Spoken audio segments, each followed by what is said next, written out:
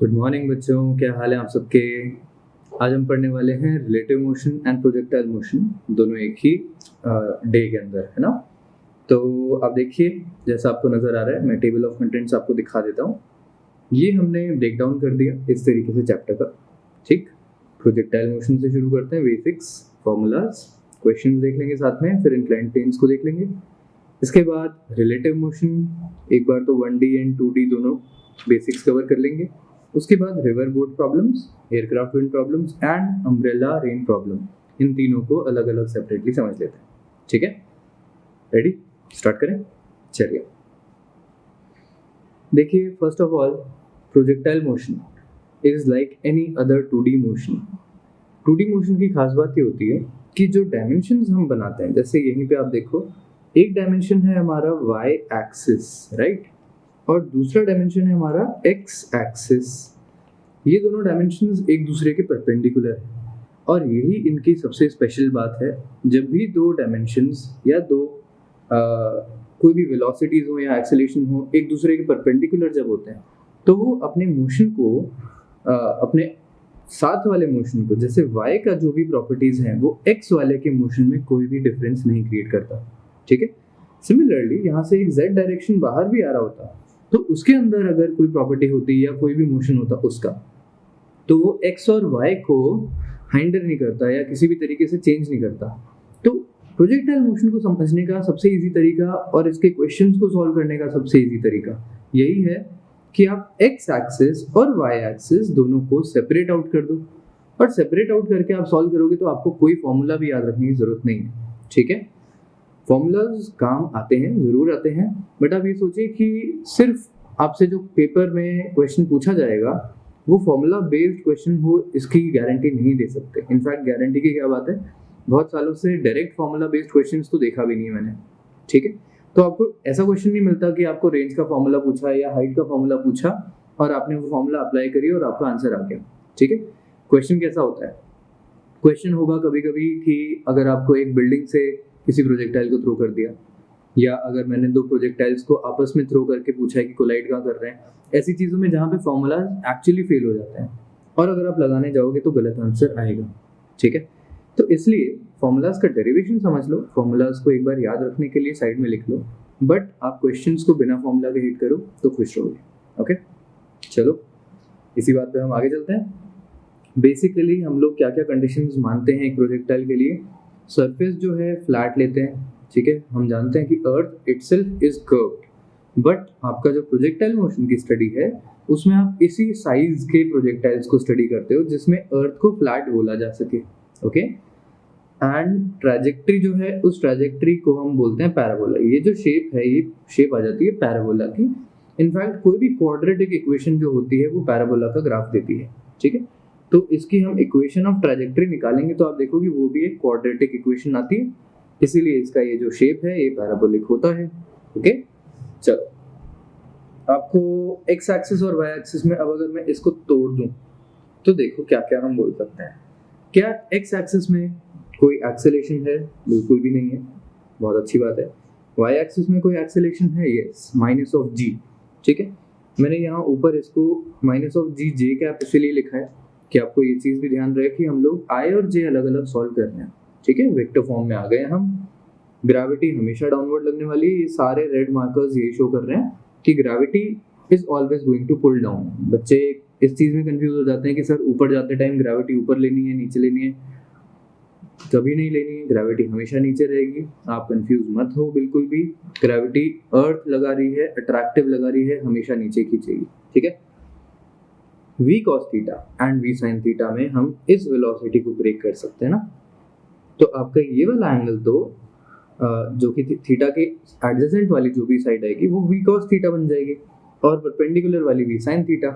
तो हमने इसको भी लिख दिया यहाँ पे कि इनिशियल वेलोसिटी x एक्सिस में v cos theta, y axis में v sin थीटा, दोनों पॉजिटिव।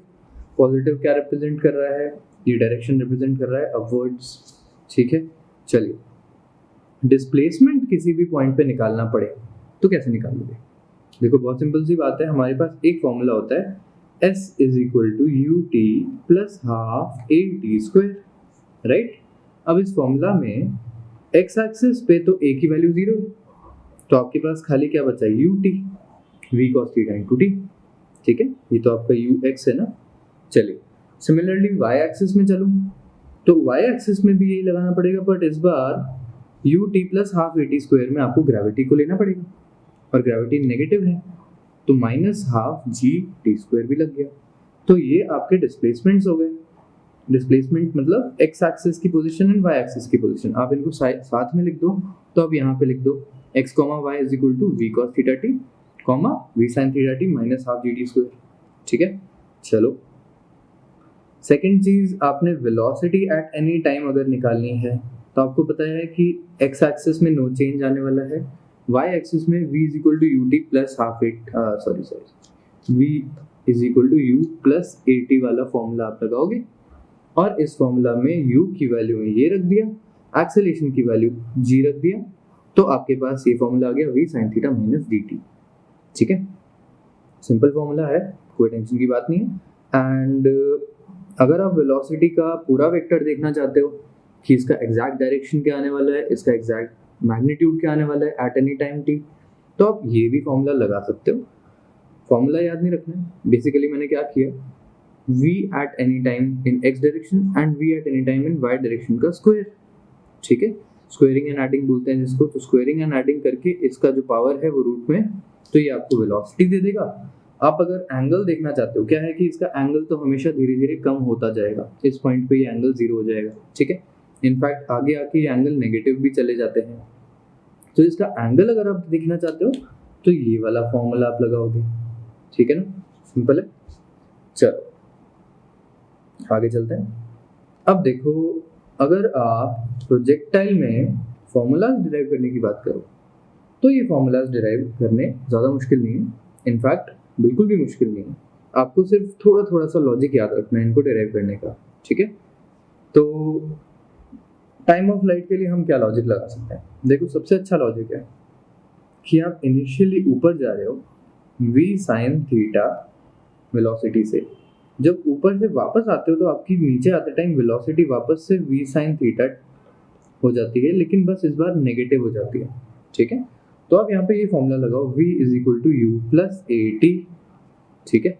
फाइनल वेलोसिटी में हमने लिख दिया माइनस v sin थीटा, और इनिशियल वेलोसिटी में लिख दिया प्लस v sin थीटा, और ग्रेविटी को लग दिया माइनस का जी टी, और टी की जगह कैपिटल टी लगा दिया मैंने, क्यों, क्योंकि हमको पता है यही कैपिटल टी इटसेल्फ जो है हमारा टाइम ऑफ लाइट होने वाला है। तो अब मैं ये चीज़ें थोड़ी सी मिटा दूं तो जगह बन जाएगी, इसको हम लेफ्ट में ले आते हैं।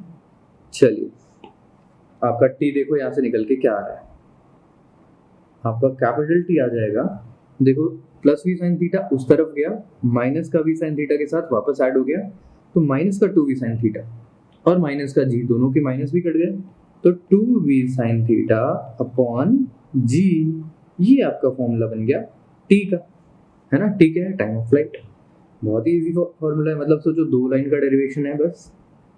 मैक्सिमम हाइट अगर आपको निकालनी है तो आप 2 तरीके से कर सकते हो, या तो आप बोलो कि आपका जो टाइम है ये टाइम आपको पता है तो आप इस टाइम की मदद से निकाल लो। इसके अलावा एक और तरीका भी है, देखिए अगर मैं बोलता हूँ कि at the top of the trajectory, अच्छा एक बात और इम्पोर्टेंट मैं यहाँ लिख दूँ, टाइम ऑफ लाइट का रिलेशन आया कहाँ से, ओनली वाई एक्सिस के मोशन से आया, ये चीज़ ध्यान रखना।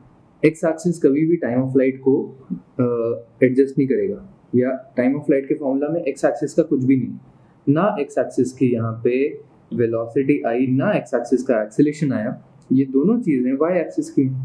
सेम रीजन से मैक्सिमम हाइट भी जब आप निकालोगे तो वाई एक्सिस ही बताएगा, वाई एक्सिस की वेलोसिटी, वाई एक्सिस का ग्रेविटेशन, वही वैल्यूज आपकी बताएंगे मैक्सिमम हाइट की, ठीक है। तो यहाँ पे भी ये चीज़ फॉलो होती है और यहाँ पे भी ये चीज़ फॉलो होती है।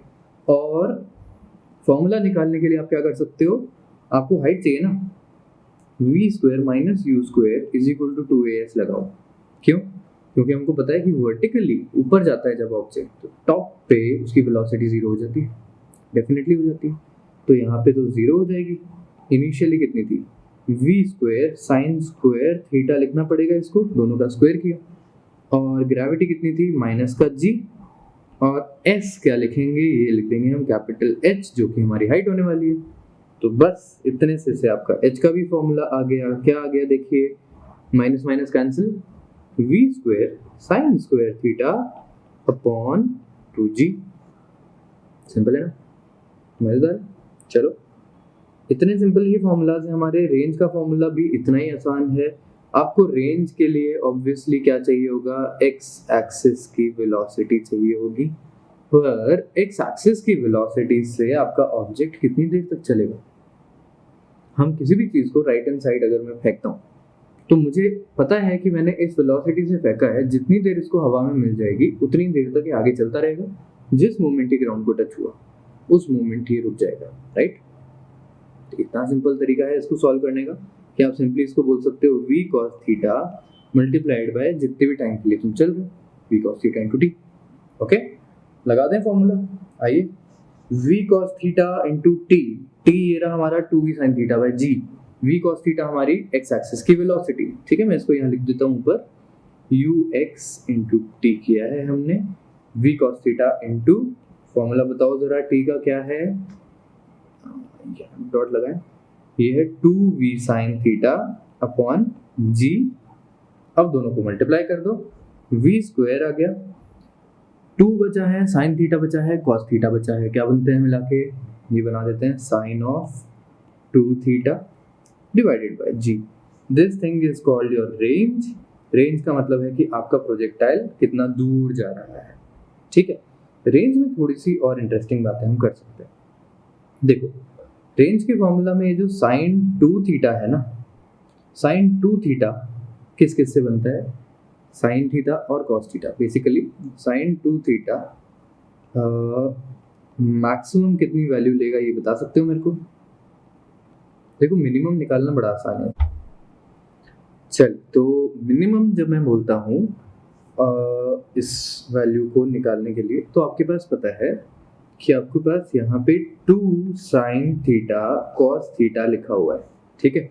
जब sin थीटा 0 होगा तब भी ये पूरा फंक्शन 0 हो जाएगा।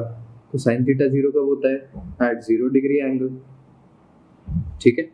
अच्छा, लेकिन जब cos थीटा 0 होगा तब भी ये 0 हो जाएगा। cos थीटा कब 0 होता है, एट 90 डिग्री एंगल।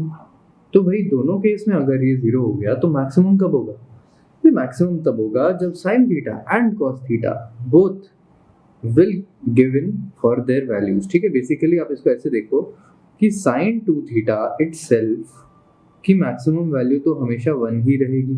कितनी रहेगी, 1। क्यों, क्योंकि sin के अंदर कुछ भी हो sin तो मैक्सिमम 1 ही लेता है, ठीक है। sin 1 कब लेता है, जब इसके अंदर का जो फंक्शन है, जो भी थीटा लिखा है, वो 90 डिग्री हो।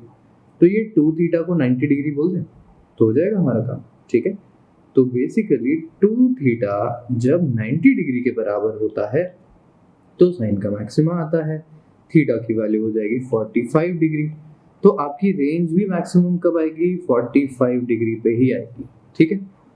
अनदर इंटरेस्टिंग फैक्ट, आप देखो कॉम्प्लीमेंट्री एंगल्स जो है, हमको पता है कि sine of theta is equal to cos of 90 minus theta, cos of theta equal to sine of 90 minus theta. तो कॉम्प्लीमेंट्री एंगल जब भी आता है, जैसे मान लो मैं यहाँ पे लिखूँ 2, छोटा करते हैं अपन, बहुत बेसिक्स आइडिया लेना है खाली, 2 sin 60 cos 60, और दूसरा मैं लिखता हूँ 2 sin 30 cos 30, ठीक है। ये दोनों 30 और 60 कॉम्प्लीमेंट्री एंगल्स हैं। sin 60 की वैल्यू बताना मुझे, ये हो जाएगी √3/2, ये हो जाएगा 1/2, इसमें एक 2 मल्टीप्लाई किया, आपका जो आंसर आया यहाँ पे ये आ गया √3/2, ठीक है। अच्छा, नीचे वाले का देखना जरा, 2 sin 30 cos 30 कितना हो जाएगा, ये हो जाएगा 2 इंटू 1/2 इंटू √3/2, वापस से वैल्यू क्या आ गई, √3/2। तो देखो, फॉर कॉम्प्लीमेंट्री एंगल्स ये वैल्यू तो सेम है, तो इसका मतलब रेंज भी सेम होगी। तो ये दो इंपॉर्टेंट बहुत बातें हमको बोलनी है। एक, रेंज जो है मैक्सिमम आती है 45 डिग्री पे, दूसरी रेंज सेम होती है कॉम्प्लीमेंट्री एंगल्स के लिए। और इसको समझने के लिए ये एक बड़ा सुंदर सा इमेज है, मैंने इंटरनेट से लिया है, मैंने खुद ने नहीं बनाया है, ठीक है। पर देखिए, इसमें आपको काफ़ी अच्छी इंफॉर्मेशन मिलेगी। First of all, maximum range इसकी 10 मीटर आ रही है, जो आप यहाँ पे देख सकते हो, ये 45 एंगल पे ही बनेगी, ठीक है। ये एंगल जस्ट ऊपर लिखे हैं 45 इज दिस ग्राफ, ये 45 डिग्री एंगल पे जब जा रहा है तो मैक्सिमम रेंज तक जा रहा है, ठीक है। 45 डिग्री पे रेंज मैक्सिमम हुई है, हाइट की हमने बात नहीं करी थी, ठीक। हाइट ऑब्वियसली मैक्सिमम तब होगी जब आप पूरा का पूरा जोर ऊपर की तरफ लगा दोगे, सीधी सी बात है। अच्छा, अब आप थोड़े सा एंगल कम करो, लेट्स से मैं 45 से थोड़ा सा कम करता हूँ से 30, तो ये है 30 का ग्राफ और ये है 60 का ग्राफ। सही जा रहा हूँ? बिल्कुल सही जा रहा हूँ। तो 30 और 60 में दोनों में सेम रेंज आ गई, आनी भी थी। क्यों? क्योंकि कॉम्प्लीमेंट्री एंगल्स हैं, आपका फॉर्मूला बोलता है कि इनकी रेंज बिल्कुल सेम आएगी, ठीक है। ये जो इन्होंने red, orange, green, blue colours दिखा रखे हैं ये टाइम के। तो आप देखो एक और इंटरेस्टिंग चीज़ कि अपनी पीक पे सब डिफरेंट टाइम्स पे पहुंचेंगे। जैसे जो 60 वाला था वो अपनी मैक्सिमम हाइट 3.7 मीटर लेके आता है और वो पीक पे पहुंचता है येलो वाले रीजन में करीब 1 सेकेंड के आसपास, ठीक है। जबकि जो 30 डिग्री वाला है वो 1 सेकेंड के आसपास तो बिल्कुल ज़मीन पे आ गया, ठीक है। इसका येलो पीरियड यहाँ है, इसका येलो पीरियड यहाँ है। तो जैसा मैंने आपको बताया था ऊपर कि टाइम पीरियड ऑब्वियसली किससे डिसाइड होगा, वाई एक्सिस के मोशन से। आप वाई में कितनी वेलोसिटी दे रहे हो ये टाइम पीरियड बताती है। तो आपका टाइम मैक्सिमम देखो किसका आएगा, जो इस ब्लू रीजन तक पहुंचे। ब्लू रीजन तक देखो, एक ये पहुंच रहा है भाई साहब, ये 75 डिग्री पे है, और उसके बाद ये पहुंच रहे हैं जो बिल्कुल 90 डिग्री पे है, क्योंकि आप पूरी वेलोसिटी वर्टिकल में डाल रहे हो। तो जितनी ज़्यादा वर्टिकल वेलोसिटी उतना ज़्यादा एयर टाइम मिलेगा, टाइम ऑफ फ्लाइट मिलेगा, ठीक है। मिनिमम टाइम कौन कवर करेगा, ये देखो 15 डिग्री वाला रेड पे ही खत्म हो गया, ठीक। तो इस तरीके से हम लोग एडजस्टमेंट समझ सकते हैं कि टाइम कम है अगर आप बिल्कुल हॉरिजॉन्टली शूट कर रहे हो, टाइम ज़्यादा है अगर आप बिल्कुल वर्टिकली शूट कर रहे हो, रेंज मैक्सिमम है अगर आप 45 डिग्री पे शूट कर रहे हो, और रेंज कॉम्प्लीमेंट्री एंगल्स की सेम आ रही है 30, 60, 15 एंड 75, ठीक है। चलो 90 एंड 0 दोनों यहाँ पे हैं, ओके। इस तरीके से हम लोग इसको समझ सकते हैं। चलिए अब आप और एंगल्स भी ध्यान से देखोगे तो यहाँ बने तो हुए हैं, ठीक है, but I don't exactly know कि इनकी वैल्यूज कितनी हैं। जैसे ये एक एंगल यहाँ पे बना हुआ है, ये वाला, दिस कुड बी 80 और 85। मेरे हिसाब से ये 80 होगा और ये 85 होगा, ठीक है। तो ये 80 है और ये छोटी सी लाइन बिल्कुल 5 डिग्री की रिप्रेजेंट हो रही है। इसके थोड़ा सा आगे ये है 80, और यहाँ पे एक और ये वाली आपको लाइन नजर आ रही होगी, मैंने गलत मार्क कर दिया थोड़ा सा, ये वाली लाइन ये है 80 के कॉम्प्लीमेंट्री 10 डिग्री की लाइन, ठीक है। तो इस तरीके से बड़ा अच्छा लगा मुझे ये वाला डायग्राम, काफ़ी इंटरेस्टिंग है, सारी इंफॉर्मेशन देता है। चलो अब इक्वेशन ऑफ ट्रेजेक्टरी की बात कर लेते हैं। Equation of trajectory is another very important equation. Trajectory क्या होता है? फर्स्ट ऑफ ऑल ट्रेजेक्टरी होता है आपका पाथ, जो भी आप पाथ ले रहे हो। जैसा मैंने आपको बताया था कि एक पैराबोलिक पाथ है, तो इक्वेशन भी शो करनी चाहिए कि आपका पाथ पैराबोलिक आ रहा है, ओके। और पैराबोलिक इक्वेशन कहाँ से आएगी? ये आएगी क्वाड्रेटिक इक्वेशन से। तो लेट्स सी कि क्वाड्रेटिक प्रूव कर पाते हैं कि नहीं हम इसको। तो हमारा फॉर्मूला कहाँ से शुरू होता है? फर्स्ट ऑफ ऑल आपको लेना पड़ेगा इसका एक्स डायरेक्शन का मोशन, ठीक है। ट्रैजेक्टरी चाहिए तो ऑब्वियसली आपको क्या क्या चाहिए होगा? आपको चाहिए होगा एक्स कॉमा वाई की location at all times. Basically आप पाथ बता रहे हो ना, तो एक्स और वाई में रिलेशन मांग रहे हो। तो अब देखो एक्स जो है वो हो जाता है v का horizontal component multiplied by time, any time t, okay. y जो है वो हो जाता है v का vertical component v sin theta into t minus क्यों? क्योंकि ग्रेविटी माइनस में, हाफ जी टी स्क्वायर। ये फॉर्मूला हमने पीछे देखा है। अब आपको क्या करना है? आपको y की इक्वेशन में x को लेके आना है। कैसे लाओगे? सिंपल तरीका है, t को रिप्लेस करो। t को देखो क्या बना सकते हैं हम, x divided by v cos theta बना सकते हैं, दिख रहा है? तो इसको बना दिया और डाल देते हैं y की इक्वेशन में। डालो, क्या आएगा? y is equal to v sin theta multiplied by x upon v cos theta minus half g x square upon v square cos square theta, पूरे का स्क्वायर भी कर दिया, ओके जी। आपका आंसर अब सीधा आ जाए तो ज़्यादा अच्छा है। यहाँ पे sine theta upon cos theta को टैन थीटा लिख दिया मैंने। इनफैक्ट इसको ना एक्स टैन थीटा लिखें तो याद रखने के लिए इजी है। X tan theta minus v square नीचे है वहीं रहेगा, कैंसिल आउट किसी से हो नहीं रहा, कोई भी चीज़ कैंसिल आउट नहीं हो रही है, बस मैं कॉस स्क्वायर थीटा को सेक स्क्वायर थीटा लिखना चाहूँगा। तो आप यहाँ पे लिख सकते हो x square into g sec square theta divided by 2v square. कुछ बचा तो नहीं, सारा कुछ हो गया। ठीक है, तो इस तरीके से हम एक फॉर्मूला इसका लिख सकते हैं। एक और फॉर्मूला है इसका इंटरेस्टिंग, वो मैं रेड से मार्क करके लिख देता हूँ। और ये फॉर्मूला वैसे तो बहुत ही कम काम आता है, बट आप कभी कभी इसको एक आध पर्टिकुलरली डिजाइन क्वेश्चन जो हो, जो इसी के लिए डिजाइन हो, उसी क्वेश्चन में आप इसको यूज करोगे तो आपका आंसर आएगा। और वो हो जाता है कि आप इसको लिख सकते हो y is equal to x tan theta. X tan theta जब मैं कॉमन लेता हूँ तो इस तरफ से 1 निकल के आता है ऑब्वियसली, और इस तरफ से देखो एक x अंदर रहेगा, एक x बाहर आ जाएगा। जो फंक्शन यहाँ पे बच रहा है 2v स्क्वायर, डिनोमिनेटर में cos स्क्वायर थीटा है, ऊपर की तरफ g लिखा हुआ है, ये पूरा फंक्शन हमको क्या दे देता है, ये पूरा फंक्शन हमको रेंज की वैल्यू दे देता है। तो इस तरीके से आप इसको भी चेक कर सकते हो। ठीक है, तो एक ये फॉर्मूला और है, tan थीटा एक्चुअली वहाँ पे डिवाइड कॉमन निकलेगा ना, तो नीचे से एक sin थीटा एक्स्ट्रा आ जाएगा। आप चेक कर लो इसको आराम से। और ये फॉर्मूला बहुत स्पेसिफिक रीजंस पे ही काम आता है, तो आपको इसको याद तो ज़रूर रखना है, but it's not very very important. ठीक है, वही जैसे टेलर मेड क्वेश्चन होगा इसको फॉर्मूला के लिए, तभी ये फॉर्मूला काम आने वाला है आपके। तो ये हमारा प्रोजेक्टाइल के सारे फॉर्मूलाज हो गए, इनको आप आराम से समझ लो, इनके आप डेरिवेशंस याद रख लो। डेरिवेशन याद रखने का मतलब ये नहीं है कि रट्टा मारने बैठ गए, डेरिवेशन याद रखने का मतलब है कि ट्रिक समझ लो। इसके अंदर क्या ट्रिक थी, इसके अंदर ट्रिक थी, हमने final velocity v sin theta का नेगेटिव लिया, ऑब्वियसली ऊपर जा रहे हैं तो नीचे भी आएंगे उसी वेलोसिटी से। ठीक है, ये हमेशा ट्रू होता है। मैक्सिमम हाइट के लिए हमने क्या किया, हमने कहा यार टॉप पे वेलोसिटी 0 आती है तो ये फॉर्मूला काम करेगा। There are obviously more complicated ways to solve these या गेट दीज रिजल्ट्स, बट अपने को कॉम्प्लिकेशंस नहीं चाहिए, अपने को इजी चाहिए लाइफ, है ना।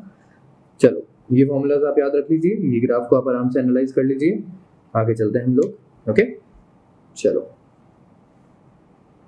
एक क्वेश्चन है, सिंपल सा क्वेश्चन है। इस क्वेश्चन में आपका कोई फॉर्मूला नहीं लगता, पर इस क्वेश्चन में थोड़ा सा दिमाग लगाओगे तो आराम से सॉल्व हो जाएगा। कैसे होगा देखो, बहुत सिंपल है, आराम से करते हैं इसको। चलिए तो आगे देखते हैं। अब बेसिकली हमको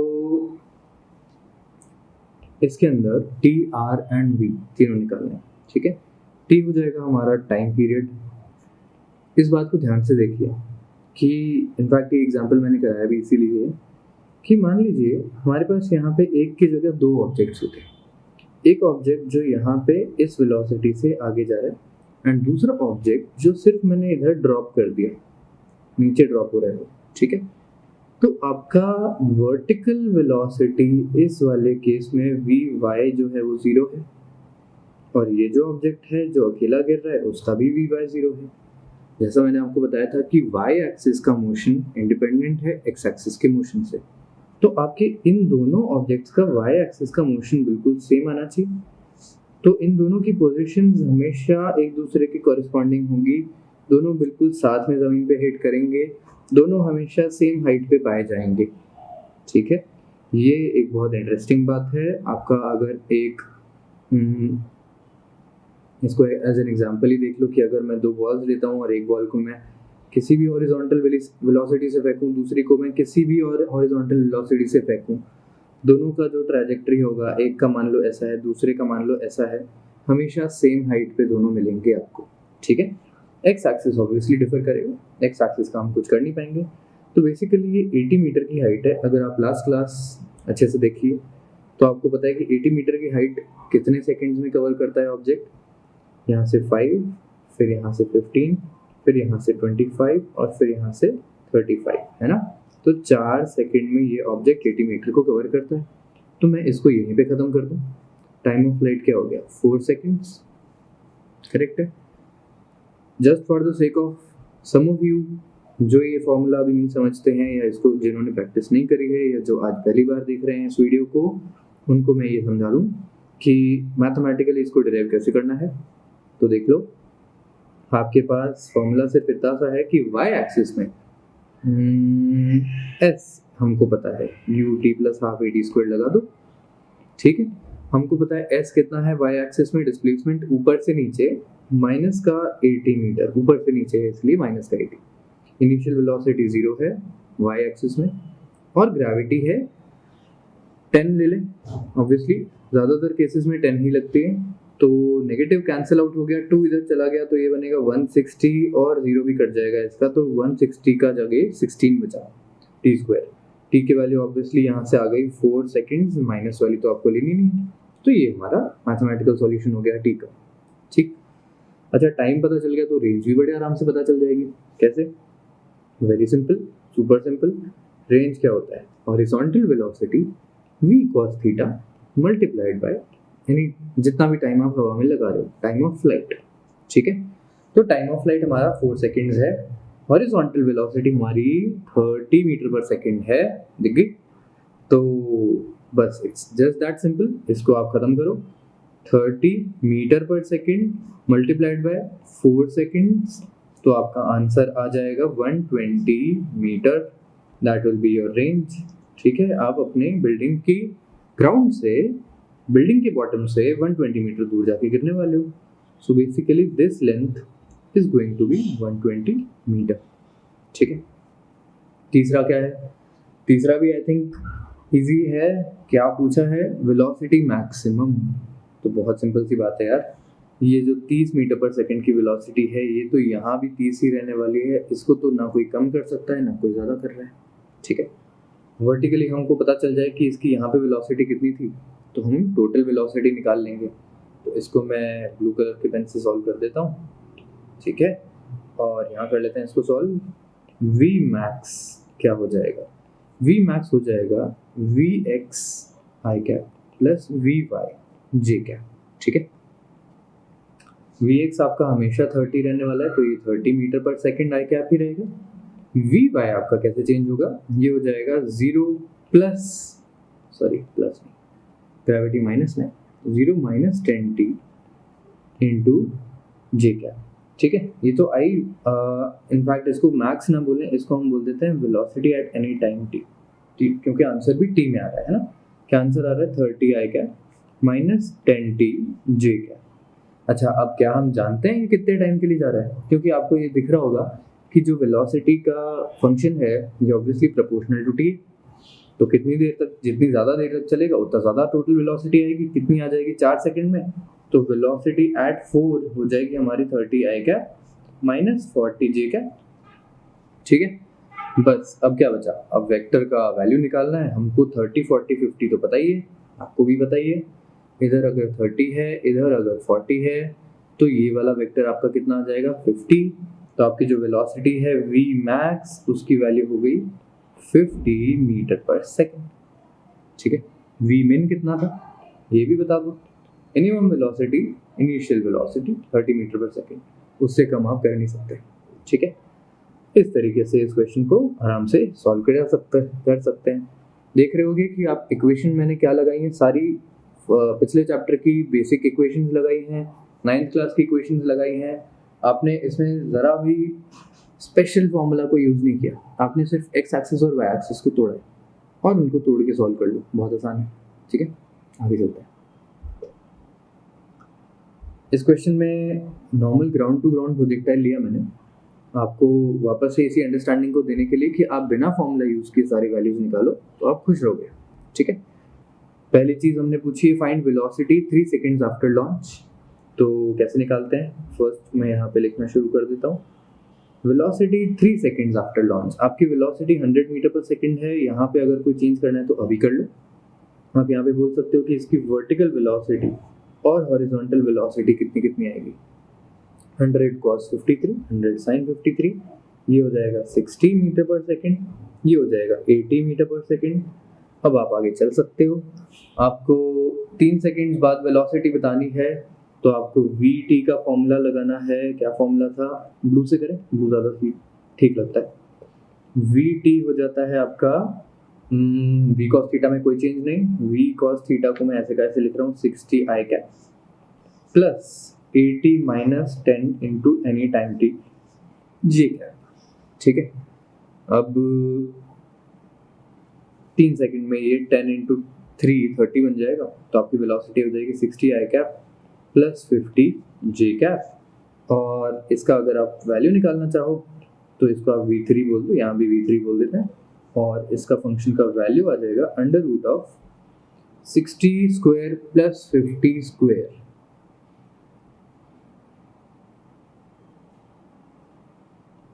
3600 प्लस 2500 कुछ बनता है काम का यहाँ पे। 00 को हमने बाहर निकाल लिया, 10 मैंने रख दिया, 36 प्लस 25 कितना हो जाएगा 61। कुछ नहीं कर सकते, 10 रूट 61 करके छोड़ दो इसको मीटर पर सेकंड, ठीक है। इससे ज़्यादा अपन लोड लेंगे नहीं, और ये थोड़ा रूट छोटा कर देते हैं, चलो ओके। नेक्स्ट चीज़ हमारी क्या है, मैक्सिमम हाइट एंड रेंज। मैं वापस आपको वही बोलना चाहूँगा कि सबसे अच्छा तरीका है बिना फॉर्मूला के लगाने का। तो मेरा फ़र्ज़ है कि इसको बिना फॉर्मूला के बताऊँ, आपका फ़र्ज़ है कि फॉर्मूला लगा के इसको चेक कर लो कि गलत तो नहीं हो गया, ठीक है। तो मैं यहाँ पे पहले मैक्सिमम हाइट की बात करता हूँ, ठीक है। अब देखो इंटरेस्टिंगली आप यहाँ पे दिमाग लगाओ, 80 मीटर पर सेकंड से अगर कोई चीज़ ऊपर जा रही है तो ये 8 सेकंड ऊपर जाएगा। क्यों? क्योंकि हर सेकंड 10-10 इसकी स्पीड कम होती है, तो 8 7 6 मतलब 80 70 60 50 40 30 20 10 0 8 सेकंड हो जाएंगे, है ना। 80 to 70 फर्स्ट सेकंड में, तो इस तरीके से 8 सेकंड वापस नीचे आएगा, वापस 80 तक गेन करने में फिर 8 सेकंड लगेंगे। तो टोटल टाइम ऑफ लाइट हमको 16 सेकंड मिल गया। क्या क्वेश्चन वालों ने पूछा है टाइम ऑफ लाइट? पूछा ही नहीं है। दैट्स वेरी इंटरेस्टिंग, क्वेश्चन समझता है इस बात को। टाइम ऑफ लाइट अगर हमारा 80 है, सॉरी 16 सेकंड्स है, आप मैक्सिमम हाइट की बात करते हो तो वाई एक्सिस में मैक्सिमम हाइट कौन देगा आपको? ये आपका देगा v square minus u square upon 2a is equal to 2as। इस फॉर्मूला से निकल जाएगा, अभी तो टाइम की जरूरत पड़ेगी, टाइम की रेंज में पड़ जाएगी।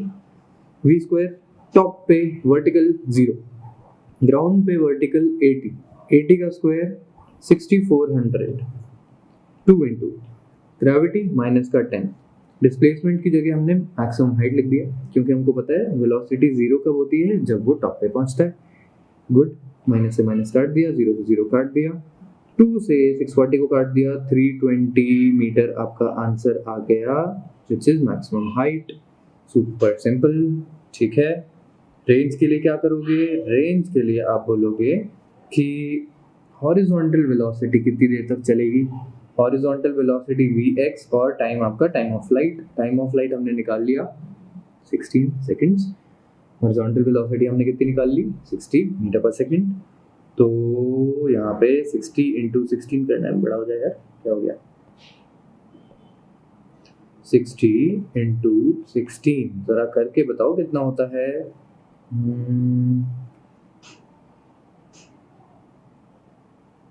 96, गलत तो नहीं है? सोच लो फिर मत बोलना, मैं एक बार और कर लेता हूँ। बिल्कुल ठीक है, चलो तो 960 मीटर ये हो गई इसकी रेंज, ठीक है। चलो ये भी इजी था। इजी था कि नहीं था? था यार, इसको तो इजी बोलते हैं। चलो एक्चुअली फिजिक्स में जो समझ आ जाए वो तो इजी है। अब नेक्स्ट है angle of velocity vector eight t = 7 second. Angle of velocity vector, ये क्यों इतना परेशान कर रहे हैं हमें? एंगल ऑफ वेलोसिटी वेक्टर के लिए आपको देखना है कि basically eight any time t आपका जो पैराबोला बनता है उसमें एट एनी टाइम t आपकी जो वर्टिकल वेलोसिटी है vy और हॉरिजॉन्टल वेलोसिटी है vx, इन दोनों का जो tan थीटा है वो एंगल दे देता है थीटा। तो बेसिकली इसको मिटाओ और लिखो कि tan theta is equal to vy upon vx, और vy क्या हो जाएगा 80 माइनस 10t, और vx क्या हो जाएगा 60, नो चेंज, ठीक है। बता दीजिए कितने सेकंड्स बाद पूछे हैं? 7 सेकंड्स बाद पूछे हैं। तो tan theta is equal to 80 minus 70 upon 60, 1/6 बचा। इसका आंसर तो मैं नहीं जानता। Theta is equal to tan inverse 1/6 करूंगा और ऑप्शन में ढूंढूंगा, मिल जाएगा। क्योंकि हम लोग जिन पेपर्स की तैयारी कर रहे हैं वो आपसे मैथमेटिकली टेबल में tan थीटा की वैल्यू चेक करने को इतना नहीं बोलते हैं, है ना। तो ये अपना ऑप्शन हो जाएगा। आगे चलते हैं इसके फोर्थ पॉइंट, टाइम। अच्छा एक बात और सोचो, थोड़ा सा टाइम और बढ़ जाता ना, मान लो 7 की जगह 9 होता, तो आपका जो ये वैल्यू है इधर वाली, देखो जरा, ये 70 की जगह क्या हो जाती, 90 हो जाती। आंसर क्या था, -1/6, है ना। अगर 9 सेकंड्स के लिए पूछा होता तो वो एंगल नेगेटिव इसलिए आ रहा है क्योंकि अब प्रोजेक्टाइल नीचे की तरफ गिरने लग गया, है ना। ये इस तरीके से नीचे आ रहा है, यहाँ से ऊपर जा रहा था, अभी नीचे आ रहा है, तो एंगल भी नेगेटिव काउंट होगा, ठीक है। लास्ट है time at which velocity vector is perpendicular to initial velocity vector. That's also very, that's actually the best part of the question, ठीक है। कि ये भाई साहब ने प्रोजेक्टाइल तो चलाया, पर यहाँ से एग्जैक्टली परपेंडिकुलर किस पॉइंट पे होंगे वो वक्त बता दीजिए हमको। कैसे करेंगे, कैसे करेंगे, कैसे करेंगे, कैसे करेंगे? देखो बड़ा इजी, वेलोसिटी वेक्टर क्या है? वेलोसिटी वेक्टर इज बेसिकली, जो हमने ऊपर लिखा भी है, 60 i cap plus 80 minus 10t J cap, है ना। ये तो वेलोसिटी वेक्टर है eight any time t। Initial velocity vector क्या था, इनिशियल था 60 i cap plus 80 J cap. बहुत ही बढ़िया। अगर इन दोनों को परपेंडिकुलर करना है तो इनका डॉट प्रोडक्ट कितना आएगा बताओ? 0 आ जाएगा, कर दे, चलो 0 कर दो। इनका dot product v dot u equal to 0 equal to perpendicular के लिए, है ना। तो 60 इंटू 60 3600 आ गया, प्लस 80 इंटू 80 6400 आ गया, माइनस 80 इंटू 10 800 आ गया, और t भी आ गया।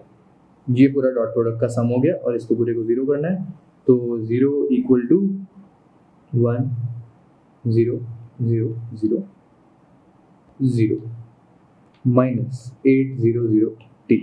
कुछ गलत तो नहीं है? 6400 प्लस 3600 इक्वल टू 10,000, ठीक है। 2 0 में अभी गायब कर दूं, यहाँ से गए, यहाँ से गए, इन दोनों को लेफ्ट साइड भेज दो, तो यहाँ पे आ गया माइनस का 100, नीचे आ गया माइनस का 8, इन दोनों को भी काटा, 100/8 क्या हो जाएगा? ये हो जाएगा 25/2 which is equal to 12.5 second. ये है आपका टाइम। इस टाइम पे ये दोनों चीज़ें, सॉरी, ये दोनों velocity vectors initial and final एक दूसरे के परपेंडिकुलर है। इंटरेस्टिंगली ये 16 सेकंड की फ्लाइट कर रहा है, तो 12.5 is inside the flight path, है ना। टाइम मिला है ये करने का, किसी ना किसी पॉइंट पे ये एक दूसरे के परपेंडिकुलर थे। और ये आप ऐसे गारंटी कर सकते हो कि भाई जो 45 से ज़्यादा एंगल पे जा रहा है और 45 से ज़्यादा एंगल पे वापस आ रहा है, वो ऑब्वियसली 153 प्लस 53 कितना होता है? 106 एंगल बना रहा है, तो बीच में कभी 90 भी बना रहा होगा, सीधी सी बात है। बट अगर ये प्रोजेक्टाइल 37 पे चल रहा होता, यहाँ से 37 और वापस आते हुए भी 37, तो 37 प्लस 37 इनके बीच का जो मैक्सिमम डेविएशन होता है या मैक्सिमम एंगल होता, वो होता 37 plus 37 which would be 74 degree, है ना। तो 90 का केस कभी बनता ही नहीं। वो टाइम जो आता है आपका, वो greater than its time of flight आ जाता, ठीक है। चलो जो भी है, बेसिक अंडरस्टैंडिंग चाहिए हमको, हो गई, ये भी समझ आ गया, पिछला वाला भी आ गया होगा। आगे चलते हैं अब हम इंक्लाइंड प्लेन पे। That is actually the more complicated part, है ना। इसको तो पहली बात है कि बच्चे समझते ही नहीं है, जो समझ जाते हैं वो इसको यूज़ नहीं करते क्योंकि प्रैक्टिस नहीं करते। अब देखो, सिंपल सा एक अंडरस्टैंडिंग है इसकी, कोई भी प्रोजेक्टाइल जो ग्राउंड टू ग्राउंड चल रहा है, उसके बीच में मैं अगर एक इंक्लाइंड प्लेन डाल दूं, तो ये बचा हुआ जो पाथ है, ये हो जाता है आपका प्रोजेक्टाइल ऑन द इंक्लाइन, ठीक है। सिंपल है। कभी भी ये एंगल अल्फा और एंगल बीटा सेम होने नहीं वाले, मतलब जिस एंगल से आप निकले हो उसी एंगल पे कभी वापस नहीं स्ट्राइक करोगे। जो ग्राउंड एंड ग्राउंड पे काम करता है, ग्राउंड टू ग्राउंड पे ये एंगल और ये एंगल सेम है, पर हाइट पे या इंक्लाइन पे ये काम नहीं करते, ठीक है। सिमिलरली जब आप इसको यहाँ पे देखोगे, तो आपने बोला कि थीटा तो मेरा इंक्लाइंड का एंगल था, और अल्फा मैंने खुद लॉन्च जिस एंगल पे किया था वो एंगल था, ओके। बीटा से उसने स्ट्राइक किया होगा। अब हमारा फर्ज बनता है एक्स और वाई एक्सिस में इसको तोड़ना। तो एक्स और वाई एक्सिस में इसको जब तोड़ेंगे ना, तो जो ग्रेविटी डाउनवर्ड लग रही है, आप सोचो इसको अगर मैं टेढ़े को स्लांट करूं, मतलब सीधा कर दूं, तो ये जो ग्रेविटी है वो थोड़ी सी आगे की तरफ सीधी हो जाएगी, ठीक है। और जितना एंगल ये है उतना ही एंगल ये इधर खिसक जाएगी। तो बस इतनी सी आपको ये चीज़ प्रॉपर्ली समझ लेनी है कि ग्रेविटी इधर पहुंच गई है। अब ग्रेविटी की कंपोनेंट बनाओ, तो यहाँ पे वर्टिकल आएगा जी साइन थीटा, यहाँ पे थीटा वाला एडजेसेंट आएगा जी कॉस थीटा। ये वाई एक्सिस का हो गया, ये एक्स एक्सिस का हो गया। यहाँ पे वेलोसिटी तो थी ही, तो इधर v cos अल्फा, इधर v sin alpha, perpendicular velocity. Height हमको निकालनी है जो वो इस तरीके से निकलेगी। कौन सी हाइट है ये हाइट है यहाँ से ऐसी टेढ़ी हाइट है, ठीक है। ये ग्राउंड वाली हाइट नहीं, ये टेढ़ी वाली हाइट है, ठीक है। और अब आपको एक्स और वाई एक्सिस में वापस से इसको तोड़ना है, तो वेरी सिंपली आप बोलो कि भाई एक्स एक्सिस में एक्सेलेरेशन भी है, ये वाला हम डाउन द इंक्लाइन कर रहे हैं तो पॉजिटिव एक्सेलेरेशन है, आगे की तरफ आपको खींच रहा है। माइनस जी कॉस थीटा है वाई एक्सिस में, क्योंकि वो वर्टिकली डाउनवर्ड्स लग रहा है। यू है, वी है, मतलब यू इन एक्स एक्सिस या यू इन वाई एक्सिस, ये दोनों भी हैं। अब एक्स की किसी भी टाइम पे वेलोसिटी मांगोगे तो आपको you t plus half you plus a T लगाना पड़ेगा, तो you plus A into T लगा दिया, ठीक है। इसके आगे आई कैप लिखना है तो लिख दो। वी वाई क्या हो जाएगी, यू इधर माइनस है तो इधर भी माइनस आएगा, वापस यू प्लस ए टी लगा के ये भी लिख दिया। एंगल कैसे निकालोगे, vertical v y upon v x कर दोगे तो बड़ी सिंपली आपका एंगल मिल जाएगा एट एनी टाइम टी, ठीक है। एंगल बेसिकली ये जो आ रहा है, ये क्या आ रहा है, ये आपका आ रहा है, यहाँ लिख देना चाहिए इसको, angle at time t is equal to tan theta, ठीक है। और इसको थीटा भी नहीं बोल सकते, angle at any time t को मैं tan ऑफ कोई नया वर्ड यूज कर लेते हैं, फाई कर लेते हैं, तो tan phi equal to v sin alpha minus g sine g cos theta, vertical and horizontal दोनों, ठीक है।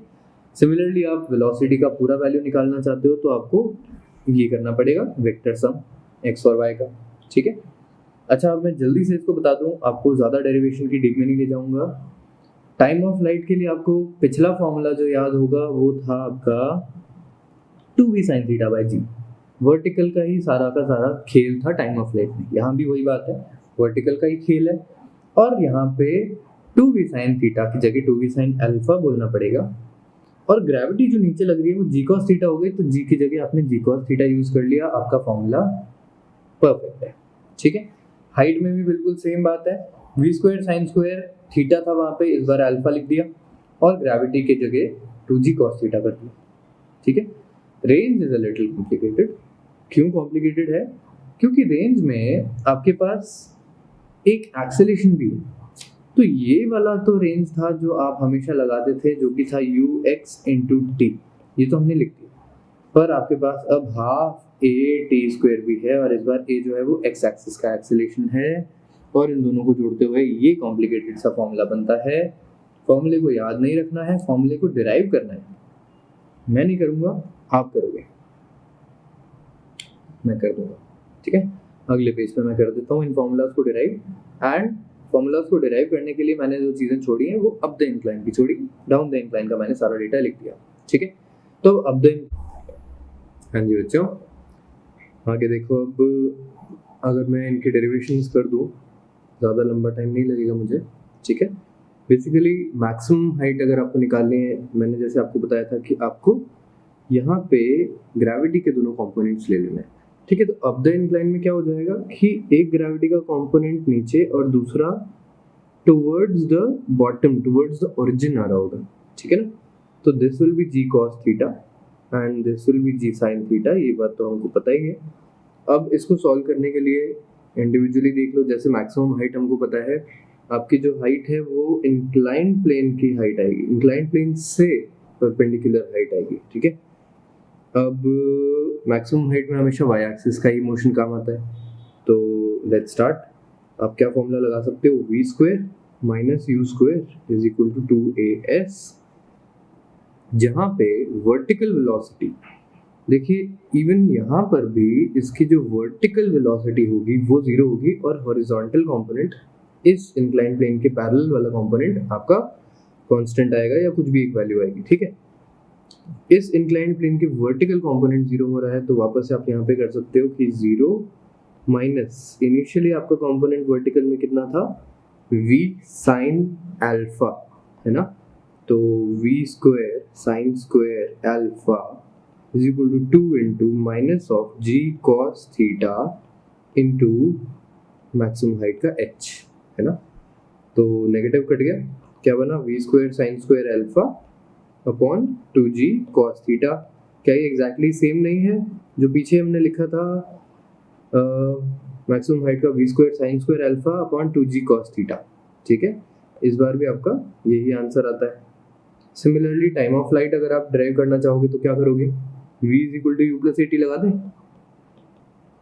तो दोनों तरीके काम करते हैं। देखो अगर आप यहाँ पे v को 0 रख देते हो ना, वर्टिकल वेलोसिटी वाला, तो आपको जो टाइम मिलता है वो मिलता है t हाफ टाइम तक कहाँ पहुँच रहा है। अगर आप जितना इनिशियल वर्टिकल है उतनी ही फाइनल रख दोगे तो आपको मिल जाएगा t ऑफ लाइट या t फुल। तो आप बोल सकते हो कि फाइनली ये माइनस v साइन अल्फा से नीचे आ रहा होगा, इनिशियली ये प्लस v साइन अल्फा से ऊपर भेजा था और ग्रेविटी इस पे नेगेटिव लग रही है तो प्लस नहीं माइनस का g cos थीटा इंटू बड़ा t कर देता हूँ मैं। तो वापस वही आंसर आ गया, नेगेटिव कैंसिल आउट हो जाएगा, यहाँ पे 2v साइन अल्फा बचेगा और नीचे आ जाएगा g cos थीटा। जैसा मैं आपको बता रहा था कि सिर्फ फॉर्मूला में जो बेसिक डिफरेंसेस हैं वो यही है कि आपका g जो है अब वो g cos थीटा से रिप्लेस हो गया है, बाकी सारी चीजें बिल्कुल सिमिलर है ना। रेंज के लिए क्या करोगे, रेंज के लिए अगेन हॉरिजॉन्टल वेलोसिटी, पर यहाँ पे इस बार टाइम ऑफ फ्लाइट तो हमको पता है, देखो t तो हमको पता है, ठीक है। अब इस बार हॉरिजॉन्टली कुछ एक्सेलेरेशन है and in this particular case अब द इंक्लाइन में ये एक्सेलेरेशन डाउनवर्ड्स है, नेगेटिव, ठीक है। अगर आप positive x axis towards right लेते हो तो ये नेगेटिव एक्स एक्सिस की तरफ है ना। इस बार आपको क्या लिखना पड़ेगा, आप यहाँ पे लिख सकते हो s is equal to u t plus half a t square और s हो जाएगा आपका रेंज, इसको मैं यहाँ r लिख देता हूँ। इनिशियल वेलोसिटी कितनी है बताओ, v cos अल्फा, टाइम कितना लेगा, टाइम के लिए आप इस फंक्शन को या तो यहाँ डालो तो 2v sin अल्फा भी आ जाएगा यहाँ पे और g cos थीटा भी आ जाएगा, पर मैं अभी नहीं डाल रहा, मैं इसको सिर्फ t लिख रहा हूँ प्लस हाफ g, अब ये नेगेटिव है तो मैं यहीं पे नेगेटिव लग दूं पहले, ठीक है, minus of half g sin theta into t का स्क्वायर, ठीक है। अगर आप ये t ऊपर से नीचे लेके आते हो और रिप्लेस करते हो तो आपका जो फंक्शन बनेगा वो एग्जैक्टली यही वाला फंक्शन आएगा। डिफरेंस होगा सिर्फ इस यहाँ पे नेगेटिव साइन का, क्योंकि इस बार ग्रेविटी नीचे खींच रही है, आगे नहीं बढ़ा रही, पीछे खींच रही है, ठीक है। इस तरीके से हम लोग ये वाला फॉर्मूला डिराइव कर सकते हैं। साइन टू अल्फा एग्जैक्टली वही पार्ट आ जाएगा एंड ये वाला पार्ट ऐसा कॉम्प्लिकेटेड सा, तो इसको आप पूरा फॉर्मूला याद रखने की जरूरत नहीं, आपको वही है जैसा मैंने आपको बताया। सारे के सारे केसेस, सारे के सारे प्रोजेक्टाइल के क्वेश्चन एक्स और वाई एक्सिस को अलग अलग बांट देने से इजीली सॉल्व हो जाता है, ठीक है। आपको फॉर्मूलाज नहीं याद करने, आपको याद रखना है इनको डिराइव करने का तरीका, ठीक है। चलो ये चीज समझ में आ गई, आप इसको आराम से देख लो, आगे चलते हैं हम लोग। चलिए नेक्स्ट एक क्वेश्चन है, ऑब्वियसली क्वेश्चन के बिना क्या मजा है। तो find range, maximum height and time of light. इस बार क्या है, इस बार एक चीज मैं यहाँ पे लिखनी भूल गया, ये जो एंगल है ये 90 डिग्री है, ठीक है, 37 डिग्री का इंक्लाइन प्लेन है। So this makes the question very easy. 37 degree से क्या है, हमको पता है ज्यादा cos थीटा sin थीटा में रूट वगैरह के टर्म्स नहीं आएंगे। 50 इसकी वेलोसिटी है, लेट्स स्टार्ट सॉल्विंग, ज़्यादा टाइम वेस्ट नहीं करते। सिंप्लीफाई कर दूं मैं इसको, पहले सिंप्लीफाई करने के लिए आप क्या करोगे, आप इसको हॉरिजॉन्टली ब्रेक कर लो। आपकी वेलोसिटी है 50, सॉरी ये तो वर्टिकल वेलोसिटी है एग्जैक्टली यहाँ पे 50, ठीक है।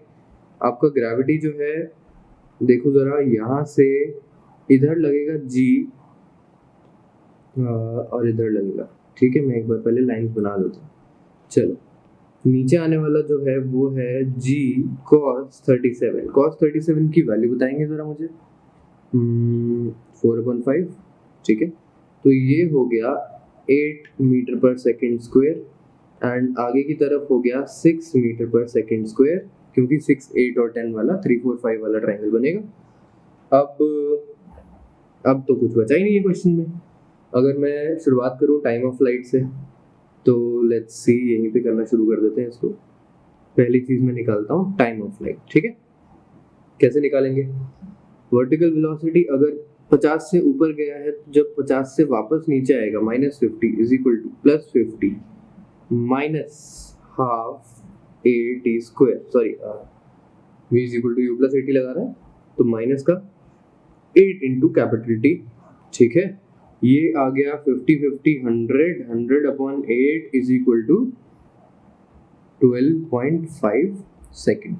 ये आ गया आपका टाइम ऑफ फ्लाइट, है ना। पहले भी कभी ये क्वेश्चन, ये सेम टर्म हमको मिली थी, है ना। चलो, मैक्सिमम हाइट के लिए क्या करोगे? आपको वापस हाइट के लिए सेम तरीका लगाना है। आप बोलो कि टॉप पे वेलोसिटी 0 होती है, वहां तक कितना डिस्टेंस कवर करोगे? v square minus u square is equal to 2as।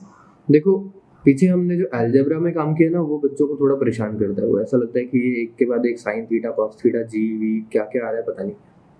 पर जब क्वेश्चन आता है और क्वेश्चन में आप देखते हो कि बेसिक फॉर्मूलाज ही तो लगाना है, v की वैल्यू तो लगानी है, u की वैल्यू तो रखनी है, तो आपको एकदम से रियलाइज होता है कि it's not that difficult. Mathematically इनको सॉल्व करना उतना मुश्किल नहीं है। इसलिए मैं आपको बार बार बोलता हूँ कि मैं हर बार बच्चों को देखता हूँ, बच्चे पर्चियाँ बनाते हैं, बच्चे नोट्स बनाते हैं, चार्ट्स बनाते हैं, और सब में वो कॉन्सेंट्रेट करते हैं कि फॉर्मूला रट ले, फॉर्मूला रट ले, फॉर्मूला रट ले। और ये चीज़ हमेशा हमेशा फेल होती है, क्योंकि क्वेश्चंस फॉर्मूला बेस्ड आने बंद हो गए हैं।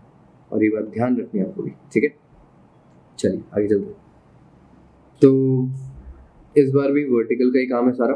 फाइनल वेलोसिटी आपने बोल दी 0, इनिशियल वेलोसिटी आपकी थी 50, तो 50 का square 25, so minus is equal to 2 into gravity वापस से -8 लेनी है, तो -8 ही लिखो एंड डिस्प्लेसमेंट की जगह हाइट लिख दिया। तो देखो भाई, माइनस से माइनस कट गया, 2 से इसको एक बार काटा 1250, फिर से काटा इसको, यहाँ 4 लिख दिया, यहाँ पे आ गया 1250 का आधा 625। हमारे पास हाइट आई है 625 upon 4, that would be equal to, निकालो क्या या ऐसे ही छोड़ दो? एक मिनट चेक कर लेते हैं, हमारी मदद के लिए कोई बैठा हो साइड में तो मज़ा आ जाए। 625 upon 4, 156.25। I'm sorry, I have this tool at my hand. You won't have this tool in your papers, तो आपको खुद से ही करना है, ठीक है। आगे चलते हैं। फाइनली रेंज की बात करें, तो रेंज के लिए आपको क्या करना है? रेंज देखो इस बार बहुत ही सिंपल हो रही है, क्योंकि आपको वर्टिकल वेलोसिटी इनिशियली दी हुई है, तो हॉरिजॉन्टल u जो है ux वो तो 0 है, तो आपकी रेंज जो आएगी s is equal to ux into t plus half ax into t का स्क्वायर। इसके अंदर ux इंटू टी वाला पार्ट तो 0 हो गया, आपके पास बचा हाफ, a की वैल्यू है 6, तो यहाँ पे 6 लिखा, और t का स्क्वायर, t कितना है देखो जरा 12.5, तो यहाँ पे लिख दिया 12.5 का स्क्वायर, 12.5 का स्क्वायर, एंड वापस से कैलकुलेटर साहब की मदद ली जाए, तो 12.5 इंटू 12.5 कितना हो जाएगा? 156.25, और मल्टीप्लाइड बाय 3 कर दें बस इसको, तो अपना आंसर आ जाए 468.75। तो इसको लिख देते हैं 468.75 मीटर। बहुत ज़्यादा नहीं आ गया वैल्यू? काफ़ी दूर चल दी है तुम। हाइट काफ़ी कम आई है, हाइट आई खाली 156.25, और रेंज आ गई 468.75, half 6 t square v square minus u square is equal to 2as, 2500 upon 16। सब कुछ सही है, कहीं गलती नहीं है। ठीक है फिर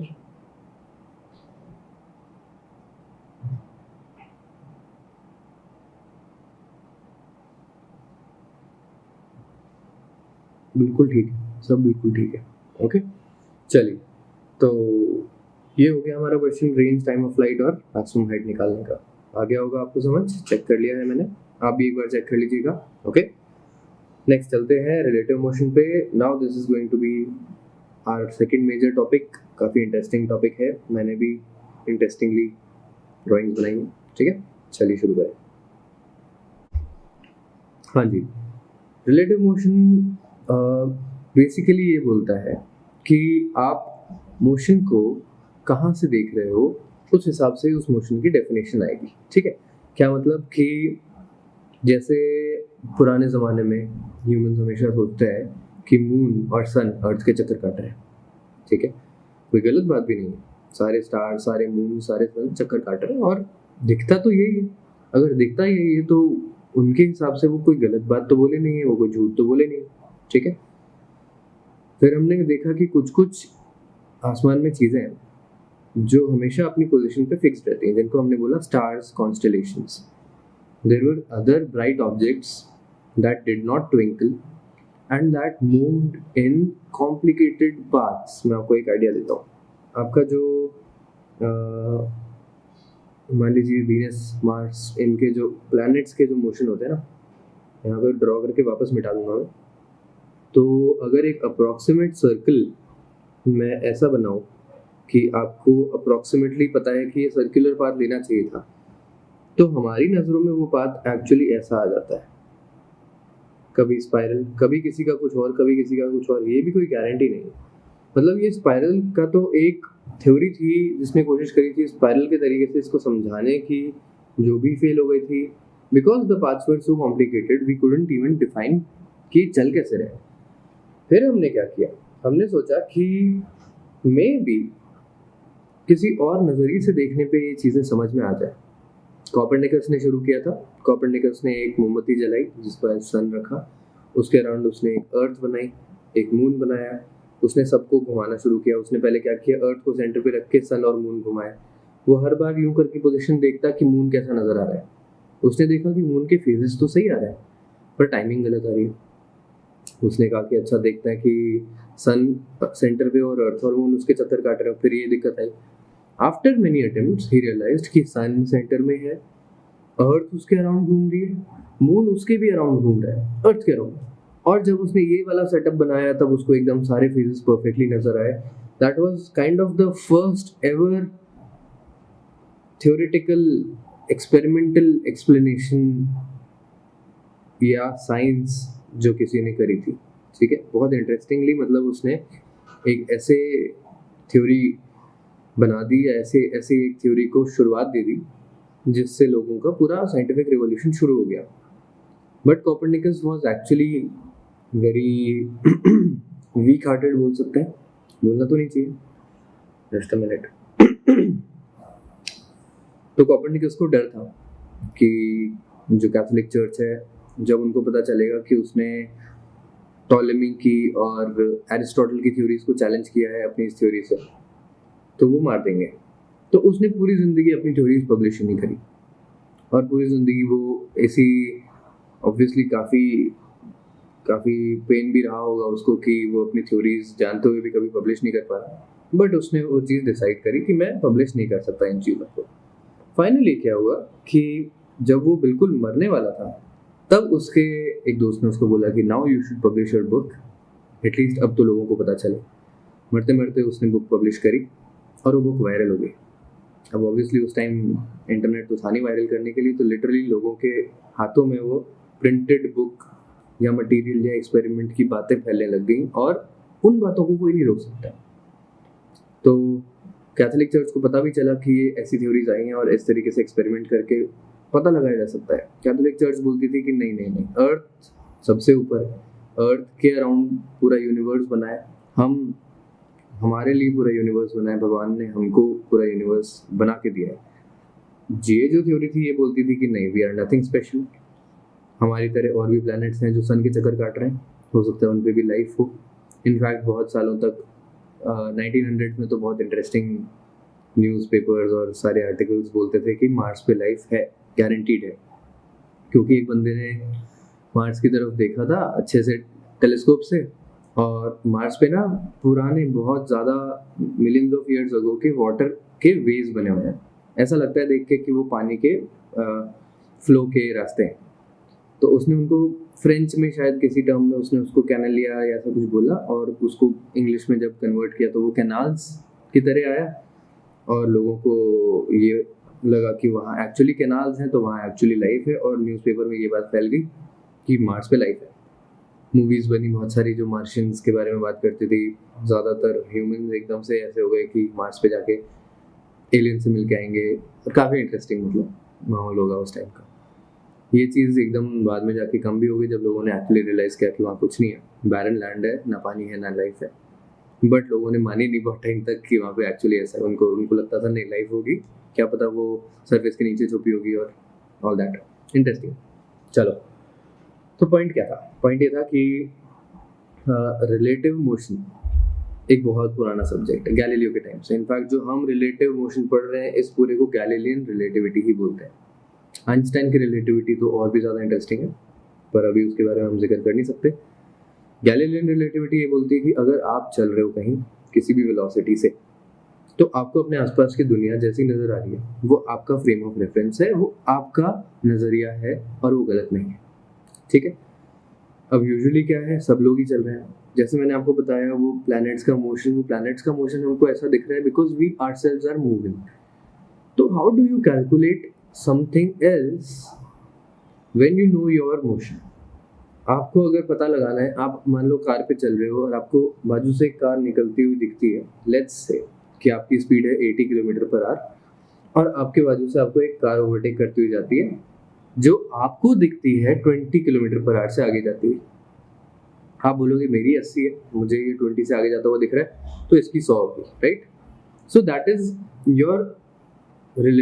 योर गैलीलियन रिलेटिविटी, जिसमें आपने बताया कि मेरी स्पीड प्लस इसकी स्पीड जो मुझे दिख रही है will be it's total speed, है ना?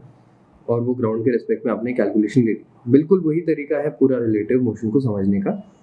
और रिलेटिव मोशन को थोड़ा सा और कॉम्प्लिकेट कर देंगे हम आगे जाके, जब हम 2 डायमेंशन में और रिवर बोर्ड प्रॉब्लम्स में इसको डिटेल में देखेंगे। ठीक है। वेरी बेसिक लेवल पे हम बोलते हैं कि कोई भी ऑब्जर्वेशन की जाती है किसी ना किसी फ्रेम ऑफ रेफरेंस से।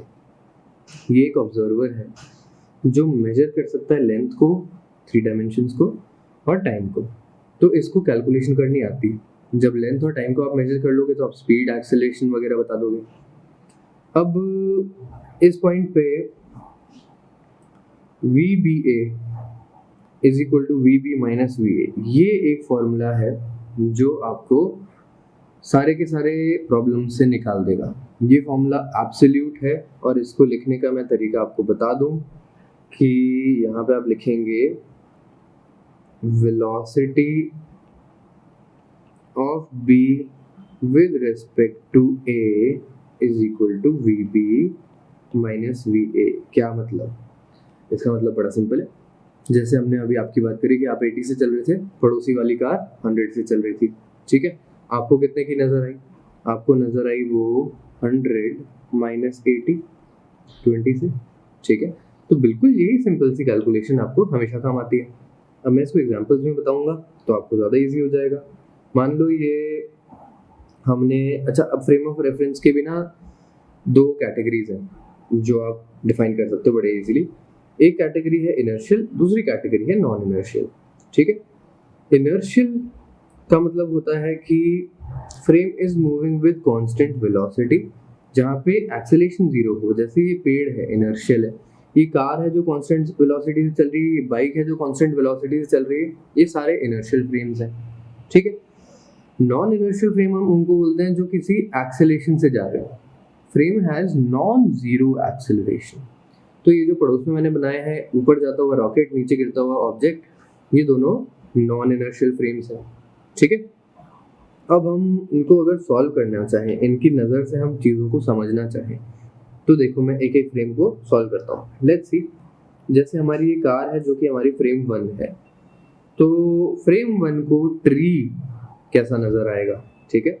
तो इनको मैं नाम दे देता हूँ। ये है हमारी कार, ये है हमारा ट्री, और ये है हमारी बाइक। ठीक है। अब आपको बोलना है कि velocity of tree with respect to car क्या होगी। तो इसका तरीका क्या है, आप बोलोगे velocity of tree minus velocity of car. ठीक है, एक ही एक्सिस में हो तो आपको सिर्फ लेफ्ट और राइट की चिंता करनी है।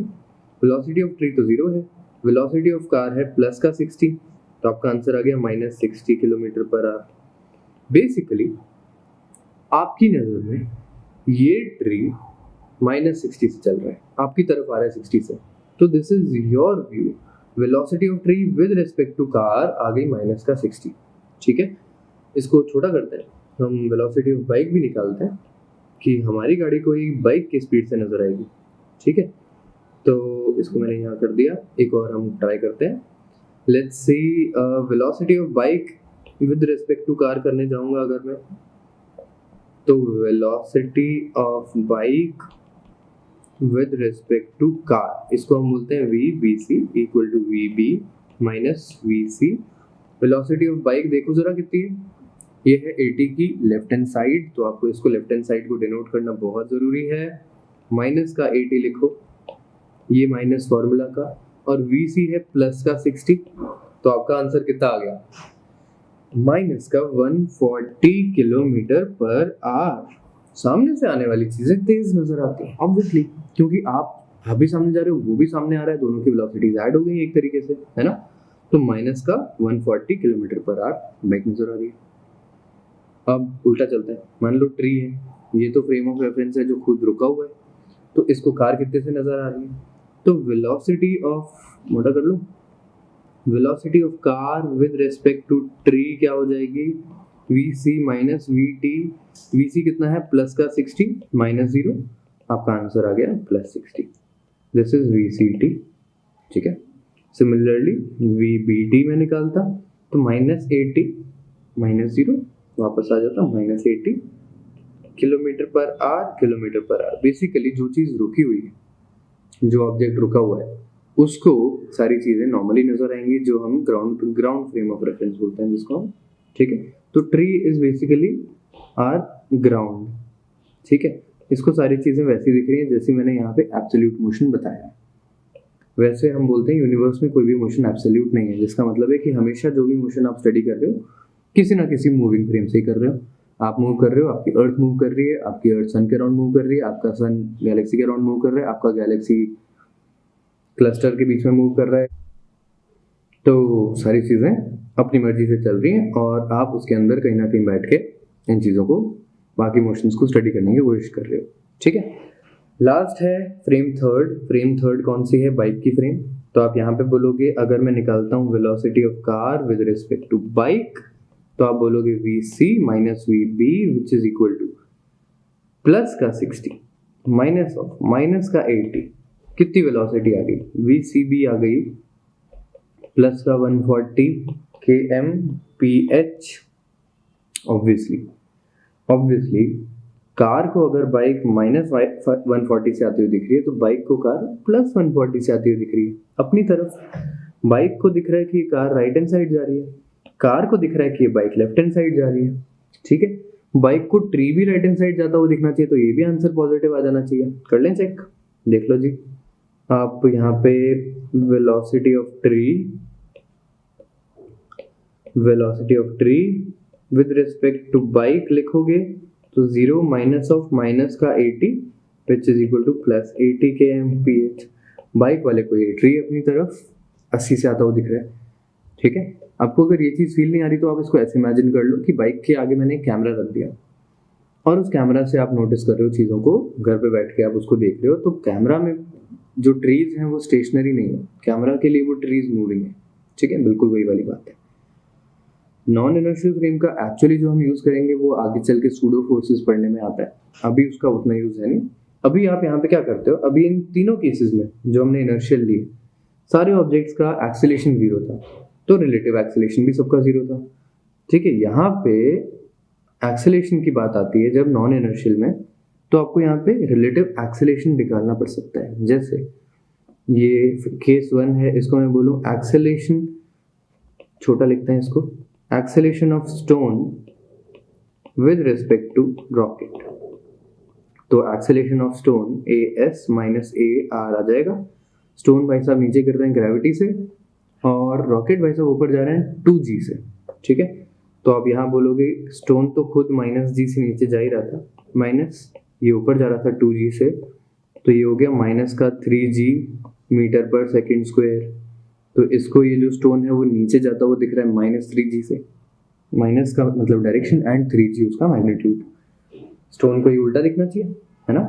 तो यहाँ पे अगर आप लिखोगे acceleration of rocket with respect to stone, तो आप बोलोगे रॉकेट जा रहा है ऊपर की तरफ 2g से, माइनस ऑफ स्टोन नीचे जा रहा है -g से, तो आपका आंसर आ गया 3g metre per second square, और ये पॉजिटिव आ गया क्योंकि स्टोन को ये ऊपर जाता हुआ दिख रहा है, ठीक है। बस इतनी सी बात है।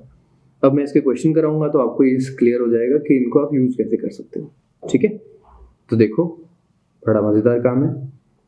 पहले मैं आपको ये बता दूं कि ये जो क्वेश्चन नंबर 1 है नीचे, ये है 1 डायमेंशनल मोशन का, ये भी 1 डायमेंशनल मोशन का। ये क्वेश्चन में 2 डायमेंशनल मोशन का ले आया ताकि आपको उसका भी डाउट क्लियर हो जाए।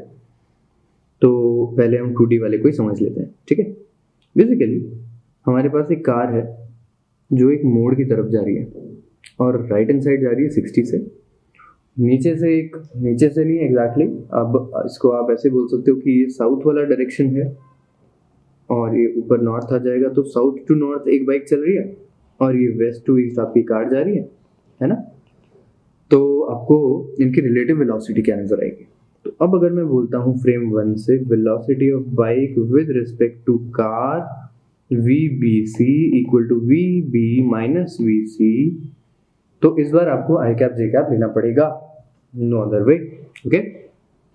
तो यहाँ पे आप लिखोगे वेलोसिटी ऑफ बाइक, ये ऊपर जा रहा है ना, तो इसको 80 जे कैप बोल दिया, वेलोसिटी ऑफ कार को बोल दिया माइनस का 60 आई कैप, कार का प्लस है माइनस फॉर्मूला का है, ठीक है।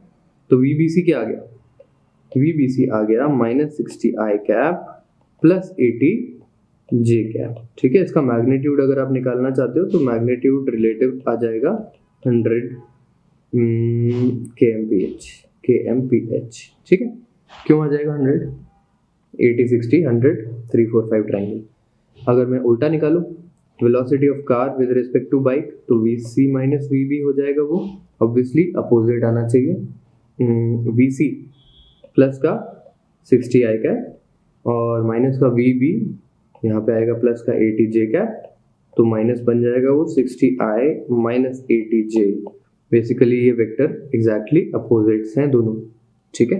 आपको ये वेक्टर ड्रॉ करने तो आते होंगे, तो एक बेसिक अंडरस्टैंडिंग आप लगा ही सकते हो कि माइनस का 60i प्लस का 80j, तो माइनस का 60 प्लस का 80, थोड़ा और छोटा माइनस का 60 ऐसा और प्लस का 80 ऐसा, तो इनको जो रिलेटिव नजर आ रहा है वो ऐसा आ रहा है। इसको ये बाइक अपनी तरफ आती हुई दिख रही है, इसको ये कार अपनी तरफ आती हुई दिख रही है, दोनों अपोजिट वेक्टर्स हैं, दोनों का मैग्नीट्यूड सेम आएगा, डायरेक्शन अपोजिट आएगा, ठीक है। चलो अब क्वेश्चन 1 देखो, बड़ा अच्छा है। 2 बसेस हैं, इन दोनों बसेस के बीच का डिस्टेंस है 500 मीटर, ओके। आपको बोला है एक बस 75 मीटर पर सेकंड से राइट जा रही है, दूसरी बस 10 मीटर पर सेकंड स्क्वायर एक्सेलेरेशन से लेफ्ट आ रही है। Find where they will cross each other and when. कैसे करेंगे, डब्बा बनाएंगे, और ये डब्बा मैं नीचे ले जाता हूँ, यहाँ पे आपको भी ऊपर क्वेश्चन नजर आता रहेगा, मैं यहाँ नीचे सॉल्व करता रहूंगा, ओके। चलिए अब फर्स्ट ऑफ ऑल रिलेटिव निकालना चाहिए। 2 तरीके हैं इसको सॉल्व करने के। एक तो तरीका है नॉन रिलेटिव का, कैसे होगा, उसमें आपको बोलना पड़ेगा कि भाई ये राइट चलता है, इसने कुछ x1 डिस्टेंस कवर किया, वो लेफ्ट चलता है, उसने कुछ x2 डिस्टेंस कवर किया, दोनों का x1 प्लस x2 मिला के 500 बनेगा। तो x1 को लिखेंगे 500 माइनस x2 और फिर इसको एक दूसरे की इक्वेशन में डालेंगे और फिर करेंगे रिलेटिव। बहुत ईजी कर देगा इस क्वेश्चन को। कैसे रिलेटिव बोलेगा, किसी एक के फ्रेम पे आ जाओ, किसी एक की नज़र पे आ जाओ। मैं राइट वाले की नज़र पे आ जाता हूँ क्योंकि राइट वाला जो है उसको सब चीज़ें पॉजिटिव नज़र आने वाली है ना। तो राइट वाले के फ्रेम ऑफ रेफरेंस से अगर मैं लेता हूँ तो वेलोसिटी, बड़ा ही लिखता है, velocity of left with respect to right हो जाएगी प्लस का 75 मीटर पर सेकेंड, ठीक है। अच्छा, इनिशियल वेलोसिटी की बात हो रही है तो यहाँ पे मैं इनिशियल लिख दूँ, initial velocity of left with respect to right. Plus का 75 माइनस का 0, इनिशियल वेलोसिटी हमारी राइट वाले की है ही नहीं, तो ये आ गया प्लस का 75 मीटर पर सेकेंड। ठीक है, acceleration of left with respect to right कितना हो जाएगा, तो देखो लेफ्ट वाले भाई साहब में कोई एक्सेलेरेशन नहीं है तो ये तो 0 है, राइट वाले भाई साहब में लेफ्ट की तरफ है तो ये -10 है, तो ये आ गया वापस से +10 मीटर पर सेकेंड स्क्वायर। ये दोनों प्लस में आए ना आंसर, ये दोनों आंसर प्लस में आए, इसीलिए मैंने इसको राइट के फ्रेम ऑफ रेफरेंस से सॉल्व किया। ठीक है, अब ये आंसर्स आ गए, मैं बड़ा खुश हूँ। अब मैं क्या निकाल सकता हूँ, डिस्प्लेसमेंट। डिस्प्लेसमेंट कितना करना है भाई, डिस्प्लेसमेंट बेसिकली जब आप राइट वाले के फ्रेम ऑफ रेफरेंस से देख रहे हो तो उसको वो खुद तो स्टेशनरी नजर आएगा, कहेगा मैं थोड़ी चल रहा हूँ, बाकी दुनिया चल रही है मेरे अराउंड, जैसे सन मून की हम बातें करते थे। तो ये कहेगा कि वो बंदा मेरी तरफ आ रहा है, उसको डिस्प्लेसमेंट कितना करना है, उसको डिस्प्लेसमेंट करना है 500 मीटर का, उसके पास ये एक्सेलरेशन है, ये उसका, और ये भी LR लिखना चाहिए यहाँ पे भी, क्योंकि ये भी displacement of left with respect to right है। ठीक है, आपने यहाँ पे फॉर्मूले में अब खाली वैल्यूज डालनी है, तो एक फॉर्मूला आप लिख सकते हो VS वाला, S is equal to UT plus half AT square. फर्क सिर्फ ये है कि यहाँ पे S भी LR वाला है, U भी LR वाला है और A भी LR वाला है, समझे। देखो पीछे वैल्यूज लिखी हमने तीनों चीज़ों की, तो बस डालना शुरू करते हैं। 500 is equal to 75T plus 10/2 T square. यहाँ से 5 निकाला और इस 5 को भी मैंने काट दिया पूरे को। ठीक है, मैं पहले ये 10 सही कर दूँ, मैंने 2-3 बार लिख दिया पता नहीं, प्लस हाफ 10T स्क्वायर। ठीक है, तो एक 5 हटाया मैंने इसको यहाँ से, ये बन गया 100 इज इक्वल टू 75/5 कितना होता है 15, 15T plus T square. Quadratic solve करें तो T square plus 15T minus 100 equal to 0। जरा बताओ यार कैसे सॉल्व होगी। 20 - 5 हो गया। ठीक है, तो T square plus 20T minus 5T minus 100 equal to 0, और इसका आंसर आ गया T, एक बार प्लस 20 कॉमन आएगा और -5, तो T की वैल्यू +5 आ गई। 5 सेकेंड में ये कवर कर लेंगे एक दूसरे को खुशी खुशी, और ये हो गया हमारा टाइम। अगर आपसे पूछा जाए वेयर, तो वेयर के लिए क्या करो, वेयर के लिए किसी भी एक को सॉल्व कर दो। ठीक है, जगह बची नहीं तो जगह बनानी पड़ेगी, पहले जगह बनाते हैं। बढ़ाओ यार, एक को खिसकाया, दूसरे को खिसकाया, तीसरे को खिसकाया, चौथे को सॉल्व किया। 5 सेकेंड है ना, 5 सेकेंड में किसी भी एक का मोशन देख लो यार। अगर हम यहाँ से डिस्टेंस निकालना चाहते हैं तो इसको देख लेते हैं। 75 भाई साहब कितना चलेंगे 5 सेकेंड्स में, तो S is equal to 75 into 5 equal to 375 meter. तो बेसिकली आप यहाँ से 375 मीटर आगे पहुँच चुके होंगे, तब तक वो वाले साहब उधर से 125 मीटर कवर कर चुके होंगे, और टोटल आप लोगों ने 500 कवर कर लिया होगा, और आप लोग उस पॉइंट पे मीट कर जाओगे। ठीक है, this 375 is going to stretch somewhere here. ठीक है ना, चलो ये बात समझ में आ गई। ओके, इस तरीके से हम रिलेटिव लगाते हैं। दूसरा क्वेश्चन देख लेते हैं। इस बार देखो, बोथ ब्लॉक स्टार्ट टुगेदर। एक ऑब्जेक्ट को मैं 180 मीटर ऑफ हाइट से ड्रॉप कर रहा हूँ, दूसरे ऑब्जेक्ट को मैं नीचे से 60 मीटर पर सेकेंड से ऊपर थ्रो कर रहा हूँ। ठीक है, अच्छी सी ऊंची सी बिल्डिंग है और लिफ्ट तेरी बंद है, और कैसे मैं आऊँ, पूछा ये कि व्हेन विल दे कोलाइड, तो कैसे करेंगे।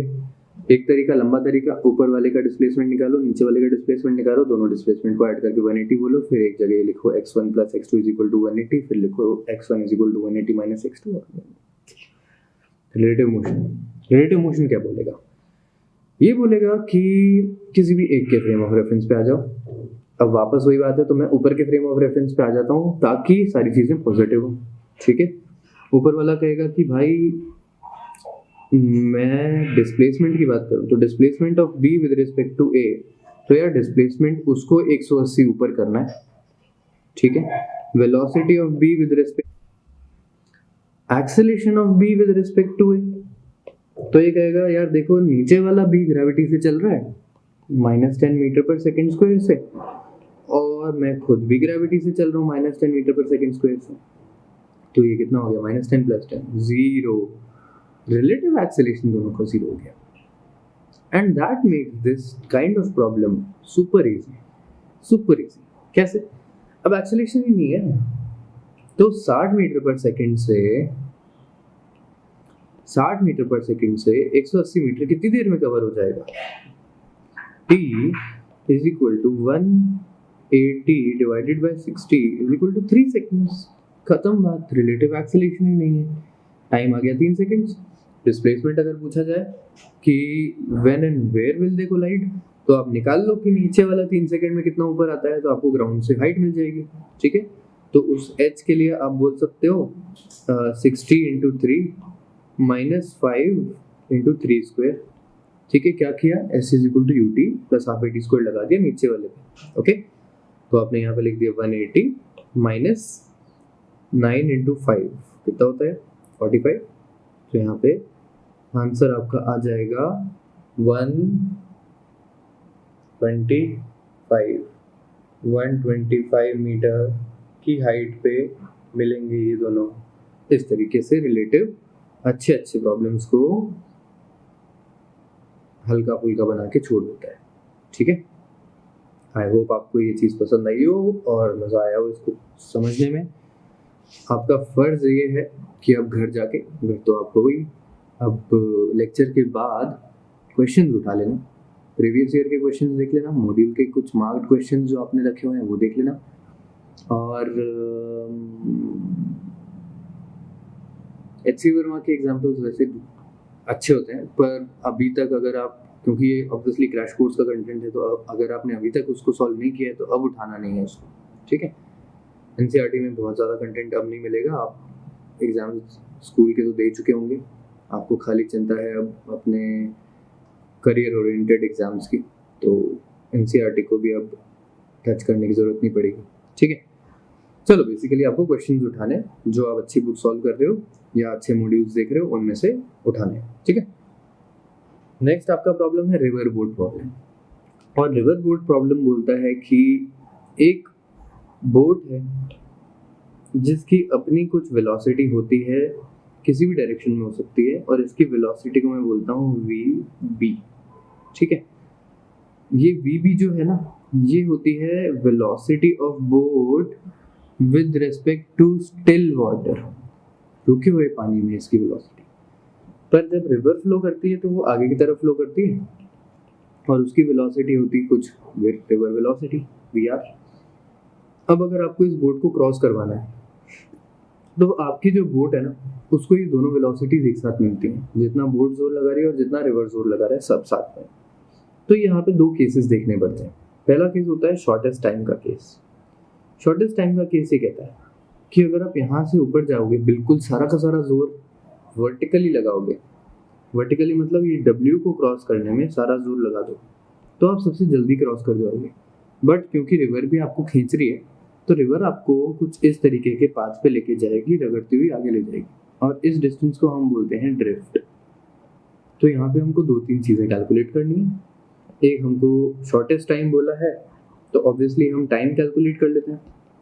तो टाइम कैलकुलेट करना तो बड़ा ईजी है, आपको W विड्थ कवर करनी है और आप सारा जोर लगा रहे हो VB से, तो ये तो आपका टाइम आ गया, and this is the shortest possible time, shortest possible time, ठीक है।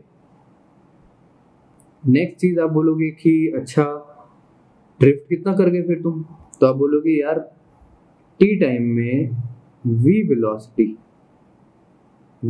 वेलोसिटी से रिवर आपको आगे ले जा रही थी, तो कितना ड्रिफ्ट करा देगी, तो ड्रिफ्ट हो जाएगा velocity of river into time which is equal to VR/VB into W, ठीक है। ड्रिफ्ट निकालने का ये एक तरीका है, दूसरा तरीका भी उतना ही सिंपल है। आप बेसिकली यहाँ पे एक ट्राइंगल बना लो, बना के बताता हूँ। अगर आप ये ट्राइंगल देखते हो ना, ये ट्राइंगल, तो इस ट्रायंगल में वर्टिकल वेलोसिटी जो आपकी थी वो थी वी बी। हॉरिजॉन्टल वेलोसिटी जो रिवर ने दी थी, एक्चुअली वर्टिकल हॉरिजॉन्टल नहीं बोल सकते इनको, तो परपेंडिकुलर और पैरेलल बोल देता हूँ। यहाँ पे वी आर, यहाँ पे वी बी। आपको पता है ये एंगल है tan theta. Similarly vertical displacement जो आपको कवर करना था वो था w, और हॉरिजॉन्टल डिस्प्लेसमेंट जो आपका कवर होगा वो होगा d। तो tan theta is equal to d upon w which is equal to v r upon v b. तो ये यहाँ से भी निकल के आ जाता है, d is equal to v r upon v b into w। Okay, सही है। ड्रिफ्ट मिल गया। मैं शायद थोड़ा सा फास्ट बोल गया, तो आप इसको वापस से एक बार देख लेना स्लो करके। आपका काम है इस चीज़ को समझना, और ज़्यादा कॉम्प्लिकेटेड नहीं है ये। फाइनली आप एक और बात पूछ सकते हो कि भाई तुम एक्चुअली चल कितना गए, तुम्हारा एक्चुअल पाथ लेंथ कितना हुआ। तो ये भी कोई मुश्किल चीज़ नहीं है निकालनी। आपको बेसिकली पाथ लेंथ अगर निकालनी है तो आप बोलोगे कि W तो वर्टिकल लेंथ थी, D आपकी ड्रिफ्ट जो थी वो हॉरिजॉन्टल लेंथ थी, तो पाथ लेंथ हो जाएगी W का स्क्वायर प्लस D का स्क्वायर। ठीक है, ये D में कैपिटल लिख देता हूँ, बस आपको ये W का स्क्वायर, जब आप D का स्क्वायर लिखोगे तो W वहाँ से बाहर आ जाएगा, तो ये हो जाएगा W into under root of 1 plus v r का स्क्वायर अपॉन वी बी का स्क्वायर। फॉर्मूला नहीं याद रखना है, बस समझ लो कि फॉर्मूला आया कैसे। ठीक है, चलो ये तो हुआ केस 1 जिसमें हमने सबसे जल्दी कवर करने की कोशिश करी, इसलिए हमने सारा जोर लगाया वर्टिकली। पर अगर आप एक नाव चलाते होते और आपको सामने के किनारे पे जाना होता और आपको मतलब पैसे मिलते इस बात के कि भाई चलो सामने ले चलो, तो यू वुडंट वांट दिस कि भाई पहले मैं यहाँ से इधर पहुँचूँ, फिर मैं यहाँ से बंदे को बोलूँ भाई साहब आप चल के चले जाना यहाँ तक। ठीक है, क्योंकि अगर ये कुछ किलोमीटर लंबी रिवर है तो हो सकता है ये भी कुछ किलोमीटर का रास्ता बन जाए। तो उस पॉइंट पे आप चाहते हो आप शॉर्टेस्ट पाथ लो, बिल्कुल सीधा सीधा पहुँचो। शॉर्टेस्ट पाथ क्या होगा? W ऑफ कोर्स, बिल्कुल सीधा सीधा। पर वो W तभी पॉसिबल है जब आपकी बोट की वेलोसिटी रिवर की वेलोसिटी से ज़्यादा हो, क्योंकि अगर रिवर की वेलोसिटी आपकी पूरी कैपेबिलिटी से ज़्यादा है तो आप पूरा अपोजिट जोर भी लगा दोगे तो भी रिवर आपको आगे धकेल देगी। ठीक है, तो वहाँ पे तो कुछ ना कुछ ड्रिफ्ट आएगा ही, इनफैक्ट ये स्ट्रेट लाइन में आएगा, कर्व नहीं आएगा। आपकी जब तक बोट की वेलोसिटी रिवर की वेलोसिटी से ज़्यादा है तब तक आप बिल्कुल स्ट्रेट पाथ ले सकते हो। ठीक है, तो अब हम इसको समझते हैं कैसे लेना है। चलिए, तो अब केस 2 देखो ज़रा। इसमें क्या है, जब आपके पास वेलोसिटी ग्रेटर दैन, कौन सा केस कर रहा हूँ मैं, v b greater than v a, तो इसके अंदर हमारा जो W है ये आपका शॉर्टेस्ट पाथ बन जाता है। ठीक है, इसको हम साइड में ये भी लिख सकते हैं कि 0 ड्रिफ्ट। आपको ज़रा भी ड्रिफ्ट नहीं झेलना पड़ेगा, आप W लेंथ कवर करके पहुंच पाएंगे, बिल्कुल सामने सामने पहुंच पाएंगे। ठीक है, नीचे मैंने लिखा है कि अगर वी बी कम हो तो क्या है, पर मैं लास्ट में समझाता हूँ उसको। ठीक, अब हम पहले यहाँ जगह बना लेते हैं, इस चीज़ को गायब कर लो और इसको भी थोड़ा छोटा कर ले पूरे को। चलिए, ओके, अब अगर मैं इस केस 2 की बात करूँ तो देखो आपकी जो वेलोसिटी है ना वी बी, ये किसी एक एंगल पे चल रही है और वो एंगल हम मेजर करते हैं रिवर की विड्थ के साथ। ठीक है, तो मैं यहाँ पे एक एंगल लेता हूँ थीटा, और आप बोलते हो कि इस सामने वाले डायरेक्शन से मैं कितना लेफ्ट में चलूँ कि मैं रिवर के मोशन के वजह से और अपने मोशन की वजह से 0 हॉरिजॉन्टल वेलोसिटी पे आ जाऊँ। यही आपका थ्योरी है इसको सॉल्व करने का, कि आपका यहाँ जो वेलोसिटी का कंपोनेंट है ना वी बी साइन थीटा, ये रिवर की वेलोसिटी जो है हॉरिजॉन्टल वी आर, इन दोनों को इक्वेट करना है। इन दोनों को इक्वल कर दोगे तो आपको पता है कि आप हॉरिजॉन्टली मोशन नहीं करने वाले। ठीक है, तो आप सीधा एक परपेंडिकुलर डायरेक्शन में मूव कर जाओगे। तो v b sine theta equal to v r कर दिया, तो साइन थीटा की वैल्यू कितनी आ गई, ये आ गई ना v r upon v b.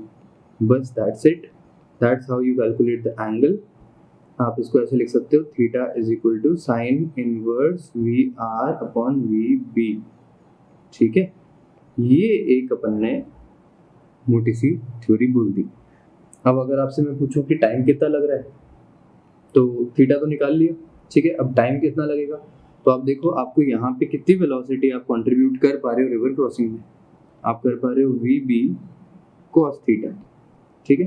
तो आपका यहाँ पे टाइम आ जाएगा वर्टिकल डिस्टेंस अपॉन वर्टिकल नहीं sorry perpendicular distance upon perpendicular velocity v b cos theta, ये आपका टाइम ऑफ क्रॉसिंग आ जाएगा, ठीक है। लेंथ कितनी आ जाएगी, लेंथ आपकी ऑब्वियसली w रहेगी इस पर्टिकुलर केस में जो मैंने ऊपर भी लिखा हुआ है। और कुछ चाहिए, और कुछ निकालना है, ड्रिफ्ट है नहीं, ड्रिफ्ट 0 है, तो ये भी आप चाहो तो लिख दो यहाँ पे, ड्रिफ्ट जो है वो ड्रिफ्ट इक्वल टू 0। ये सारी चीज़ें हमने यहाँ पे समझ ली, ठीक है। लेकिन अगर आपके पास velocity of b smaller than velocity of river हो तो आपको एक कैलकुलेशन करनी पड़ती है थोड़ी सी लेंथी, जो मैं यहाँ पे कर नहीं रहा। मिनिमम ड्रिफ्ट जो आती है आपकी वो इस एंगल पे आती है। इस बार देखो थोड़ा सा डिफरेंस है, यहाँ v r upon v b था, यहाँ पे v b upon v r होता है, ठीक है। एंड ड्रिफ्ट जो है वो डब्ल्यू टैन थीटा बन जाता है, ओके। तो इस तरीके से आप इसको सॉल्व कर सकते हो और याद रख लो ये वाला फॉर्मूला, ठीक है। चलिए ओके आगे चलते हैं। नेक्स्ट है एयरक्राफ्ट विंड प्रॉब्लम। ये भी बड़े इंटरेस्टिंग प्रॉब्लम्स हैं। बेसिकली आपका जो प्लेन है ये प्लेन एक डायरेक्शन में चलता है पर विंड जो है कॉन्स्टेंटली इसको मूव करवाती रहती है। आजकल सुपर कंप्यूटर्स होते हैं, सुपर तो नहीं एग्जैक्टली पर कंप्यूटर्स होते हैं प्लेन के अंदर, और वो डिसाइड करते हैं कि प्लेन को एग्जैक्टली किस एंगल पे रखना है ताकि विंड का कंट्रीब्यूशन गिनते हुए हम अपनी डेस्टिनेशन पे बिल्कुल सीधा पहुंच जाए। तो बिल्कुल ऐसा ही मैंने क्वेश्चन आपका यहाँ पे रख दिया और इस क्वेश्चन में मैंने बोल दिया कि अच्छा किस एंगल पे मैं प्लेन को चलाऊं, नॉर्थ से, ठीक है। तो आपको प्लेन का डायरेक्शन जो बताना है ये नॉर्थ से बताना है। किस एंगल पे मैं प्लेन को चलाऊं जहाँ पे हमारे एयरक्राफ्ट की वेलोसिटी है 400 kilometre per hour, if it wants the net displacement to be towards northeast direction, velocity of wind is 200 root 2 in east direction, ठीक है। तो इसको मैं डायग्राम में करता हूँ। देखो वापस आपका ऐसा सही डायग्राम बनेगा। आपको बेसिकली ये बोलना पड़ेगा कि हमारा जो एयरक्राफ्ट है कुछ एंगल पे चल रहा है वर्टिकल से, जो हमारी विंड है वो इधर जा रही है। इन दोनों का जो कंबाइंड कंट्रीब्यूशन होगा उसका एंगल आपका 45 डिग्री आ जाना चाहिए यहाँ से, ठीक है। इसी इंफॉर्मेशन को लेते हुए ये वेलोसिटी है 400, ये वेलोसिटी है 200 रूट 2, आपको एंगल ये वाला थीटा निकालना है, ठीक है। आप बोल सकते हो कि 45 डिग्री जो है ना, इसको सॉल्व करने का तरीका बड़ा अच्छा है। आप 45 डिग्री, इनफैक्ट अगर आपने अभी तक ये क्वेश्चन नहीं देखा है आज तक तो ये एक बार ट्राई करो। आपको फर्स्ट ऑफ ऑल ये समझ में आएगा कि this question is a little complicated, ठीक है। बहुत ज़्यादा कॉम्प्लिकेटेड तो नहीं बोल सकते पर हाँ कॉम्प्लिकेटेड है, अच्छा है, ठीक है। ये वाली लाइन आपको फॉलो करवानी है, मैं इसको अच्छी से ड्रॉ कर लेता हूँ। चलो तो ये एंगल है 45 डिग्री लिखा हुआ है, ऑलराइट। अब देखो 45 डिग्री का मतलब होता है कि आपका जो ये फाइनल वेक्टर है ना, जो रिजल्टेंट वेक्टर ये वाला, इस रिजल्टेंट वेक्टर का vertical and horizontal component same आएगा, ठीक है। तो इसका मतलब है मैं इस 400 वाले को ब्रेक कर सकता हूँ। इस 400 को मैं बोल सकता हूँ यहाँ पे हो जाएगा 400 साइन थीटा और यहाँ पे हो जाएगा 400 कॉस थीटा, ठीक है। हमको पता है कि 400 cos theta and 400 sine theta plus 200 root 2 जो है ये दोनों सेम आने चाहिए, हॉरिजॉन्टल और परपेंडिकुलर, पैरेलल और परपेंडिकुलर दोनों सेम आएंगे तब जाके ये 45 डिग्री पे जाएगा। ऐसे सॉल्व कर लो इसको। 400 cos theta is equal to 400 sine theta plus 200 root 2। आई बात समझ? 0 हटा दिया सारी जगह से, 2 हटा दिया सारी जगह से, यहाँ पे बचा है 2 cos theta minus sine theta is equal to root 2, ठीक है। तो आपके पास cos theta minus sine theta की वैल्यू आ गई है 1/√2। अब इसको कैसे सॉल्व करोगे? अब इसको सॉल्व करने के लिए ट्रिक लगाएंगे। आप इसको स्क्वायर कर दो दोनों तरफ से। तो अगर मैं यहाँ स्क्वायरिंग कर देता हूँ तो देखो क्या हो जाएगा, cos square theta plus sign square theta minus 2 cos theta sine theta will become 1/2। ये दोनों मिलके बनेंगे 1, तो इधर आ गया 1 उसको मैंने इधर ले आया -1/2, इसको मैं उधर ले गया plus of 2 sin theta cos theta, मतलब साइन ऑफ 2 थीटा। ठीक है, तो ये बचा 1/2, ये बचा साइन ऑफ 2 थीटा। आपने यहाँ पे सोचा दिमाग लगा के कि साइन भाई साहब 1/2 कब होते हैं? 30 डिग्री पे होते हैं क्या? बिल्कुल होते हैं। और कभी होते हैं?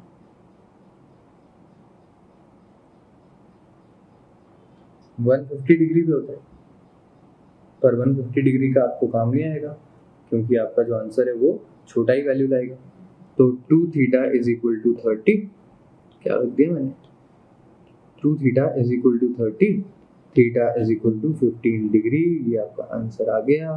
आप यहाँ से 15 डिग्री को मूव करो तो आप अपने आप नॉर्थ ईस्ट डायरेक्शन में चलते रह जाओगे। ठीक है, इसको एक बार आराम से देख लो, आराम से समझ लो और पॉज कर लो। आगे चलता हूँ मैं। ठीक है, लास्ट केस है, पेज खत्म। ठीक है, umbrella rain problem, man rain problem बोलते हैं, पर मैंने सोचा कि मैन वुमेन में डिफर क्या करना। तो अम्ब्रेला रेन प्रॉब्लम में बेसिकली बात यह है कि आपको आगे चलते वक्त अम्ब्रेला जो है ये आपकी वेलोसिटी ऑफ मैन बोलना पड़ेगा यहाँ पे। ठीक है, वुमेन भी चलता है, totally in favour of that. तो आपका पर्सन आगे बढ़ रहा है और आपने किसी पर्टिकुलर वर्टिकल पे आप छाता रखते हो, पर आपको बारिश थोड़ी सी सामने से नजर आ रही है, तो आपने थोड़ा सा छाता आगे की तरफ कर दिया। आपको बताना है ये एंगल कितना होगा। ठीक है, और विंड है तो विंड के केस में भी थोड़ा सा वेरिएशन आ जाता है। तो बहुत सिंपल है, बहुत सिंपल है। आपको सिर्फ ये देखना है कि वेलोसिटी ऑफ रेन क्या होगी विद रिस्पेक्ट टू मैन। ये हो जाएगी VR माइनस VM, जो कि हो जाएगा VR क्या है, खुद नीचे की तरफ आने वाली वेलोसिटी, तो ये माइनस का VR J कैप है, और आदमी आगे चल रहा है तो ये माइनस का VM I कैप हो गया। तो आपका जो वेक्टर है ये बन गया minus of VM I cap plus VR J cap. तो बेसिकली ये जो वेक्टर है ना, ये जो नीचे आ रहा है, ये वेक्टर है माइनस का VM I कैप और नीचे की तरफ VR J कैप। ठीक है, तो आपका ये वाला एंगल क्या होगा? ये वाले एंगल में इधर वाली साइड आ जाएगी VM से और इधर वाली साइड आ जाएगी VR से। तो आपका tan थीटा क्या हो गया? आपका tan थीटा हो गया velocity of man upon velocity of rain. ये आपका फॉर्मूला है। आप यहाँ पे लिख सकते हो theta is equal to tan inverse of VM upon VR। ये अगर आपने कर लिया तो आपका काम खत्म है। इतना सा आपका फॉर्मूला है। ठीक है, अब अगर विंड भी आ गई ना, तो विंड हम मान के चलते हैं कि इसी प्लेन में है, या लेफ्ट है या राइट है, तो विंड की वेलोसिटी मैन के साथ वेलोसिटी के साथ ऐड हो जाएगी। ठीक है, तो ये हॉरिजॉन्टल है, याद रखो। तो हॉरिजॉन्टल आपके डायरेक्शन में ही है। तो अगर आप विंड को बोलते हो, मान लो विंड भी इधर चल रही है, वी विंड है, और आदमी भी इधर चल रहा है, वी मैन है, और रेन इधर गिर रही है VR से, तो आपका जो नेट वेलोसिटी होने वाली है V rain with respect to man, ये हो जाएगी माइनस का VR J कैप माइनस का VM I कैप, पर विंड की वजह से ये वेलोसिटी आगे की तरफ और हो गई, प्लस का VW I कैप। ठीक है, तो ये बन जाएगा VW minus VM into I cap minus का VR इंटू J कैप। ठीक है, इस तरीके से आप देख सकते हो। इनफैक्ट आप देख सकते हो कि अगर बंदा जो है हमारा वो विंड की वेलोसिटी से ही आगे चल रहा है, विंड भी आगे, पर्सन भी आगे, तो उसको रेन बिल्कुल सीधी नीचे आती हुई दिखेगी। ठीक है, अगर पर्सन खुद आगे चल रहा है और विंड अपोजिट चल रही है, तो माइनस ऑफ VW आ जाएगा माइनस ऑफ VM, तो ऑब्वियसली दोनों वेलोसिटीज ऐड हो जाएंगी, तो और ज़्यादा स्लांटेड आपको रेन नज़र आएगी। ठीक है, बहुत सिंपल सी कैलकुलेशन, बहुत ही बेसिक अंडरस्टैंडिंग है इसकी, और कोई इसमें लोड लेने की बात नहीं है। This is all, this is your relative velocity. इस पे आप क्वेश्चंस देख लो, बहुत सिंपल, बहुत बेसिक क्वेश्चंस ही आएंगे इन केसेस में। थोड़ा सा ये इंटरेस्टिंग क्वेश्चंस बना देता है aircraft wind problem. Person on a boat या रिवर बोट प्रॉब्लम जो है वो बहुत कॉम्प्लिकेटेड नहीं जाते हैं, बट हाँ there are very interesting problems in that. NEET level में आपको बहुत ज़्यादा सोचना नहीं है, पर मेंस और जेईई वालों को बड़े इंटरेस्टिंग क्वेश्चन मिल जाएंगे यहाँ पर। ठीक है, चलो, I hope you enjoyed this. अपने क्वेश्चन प्रैक्टिस कर लेना।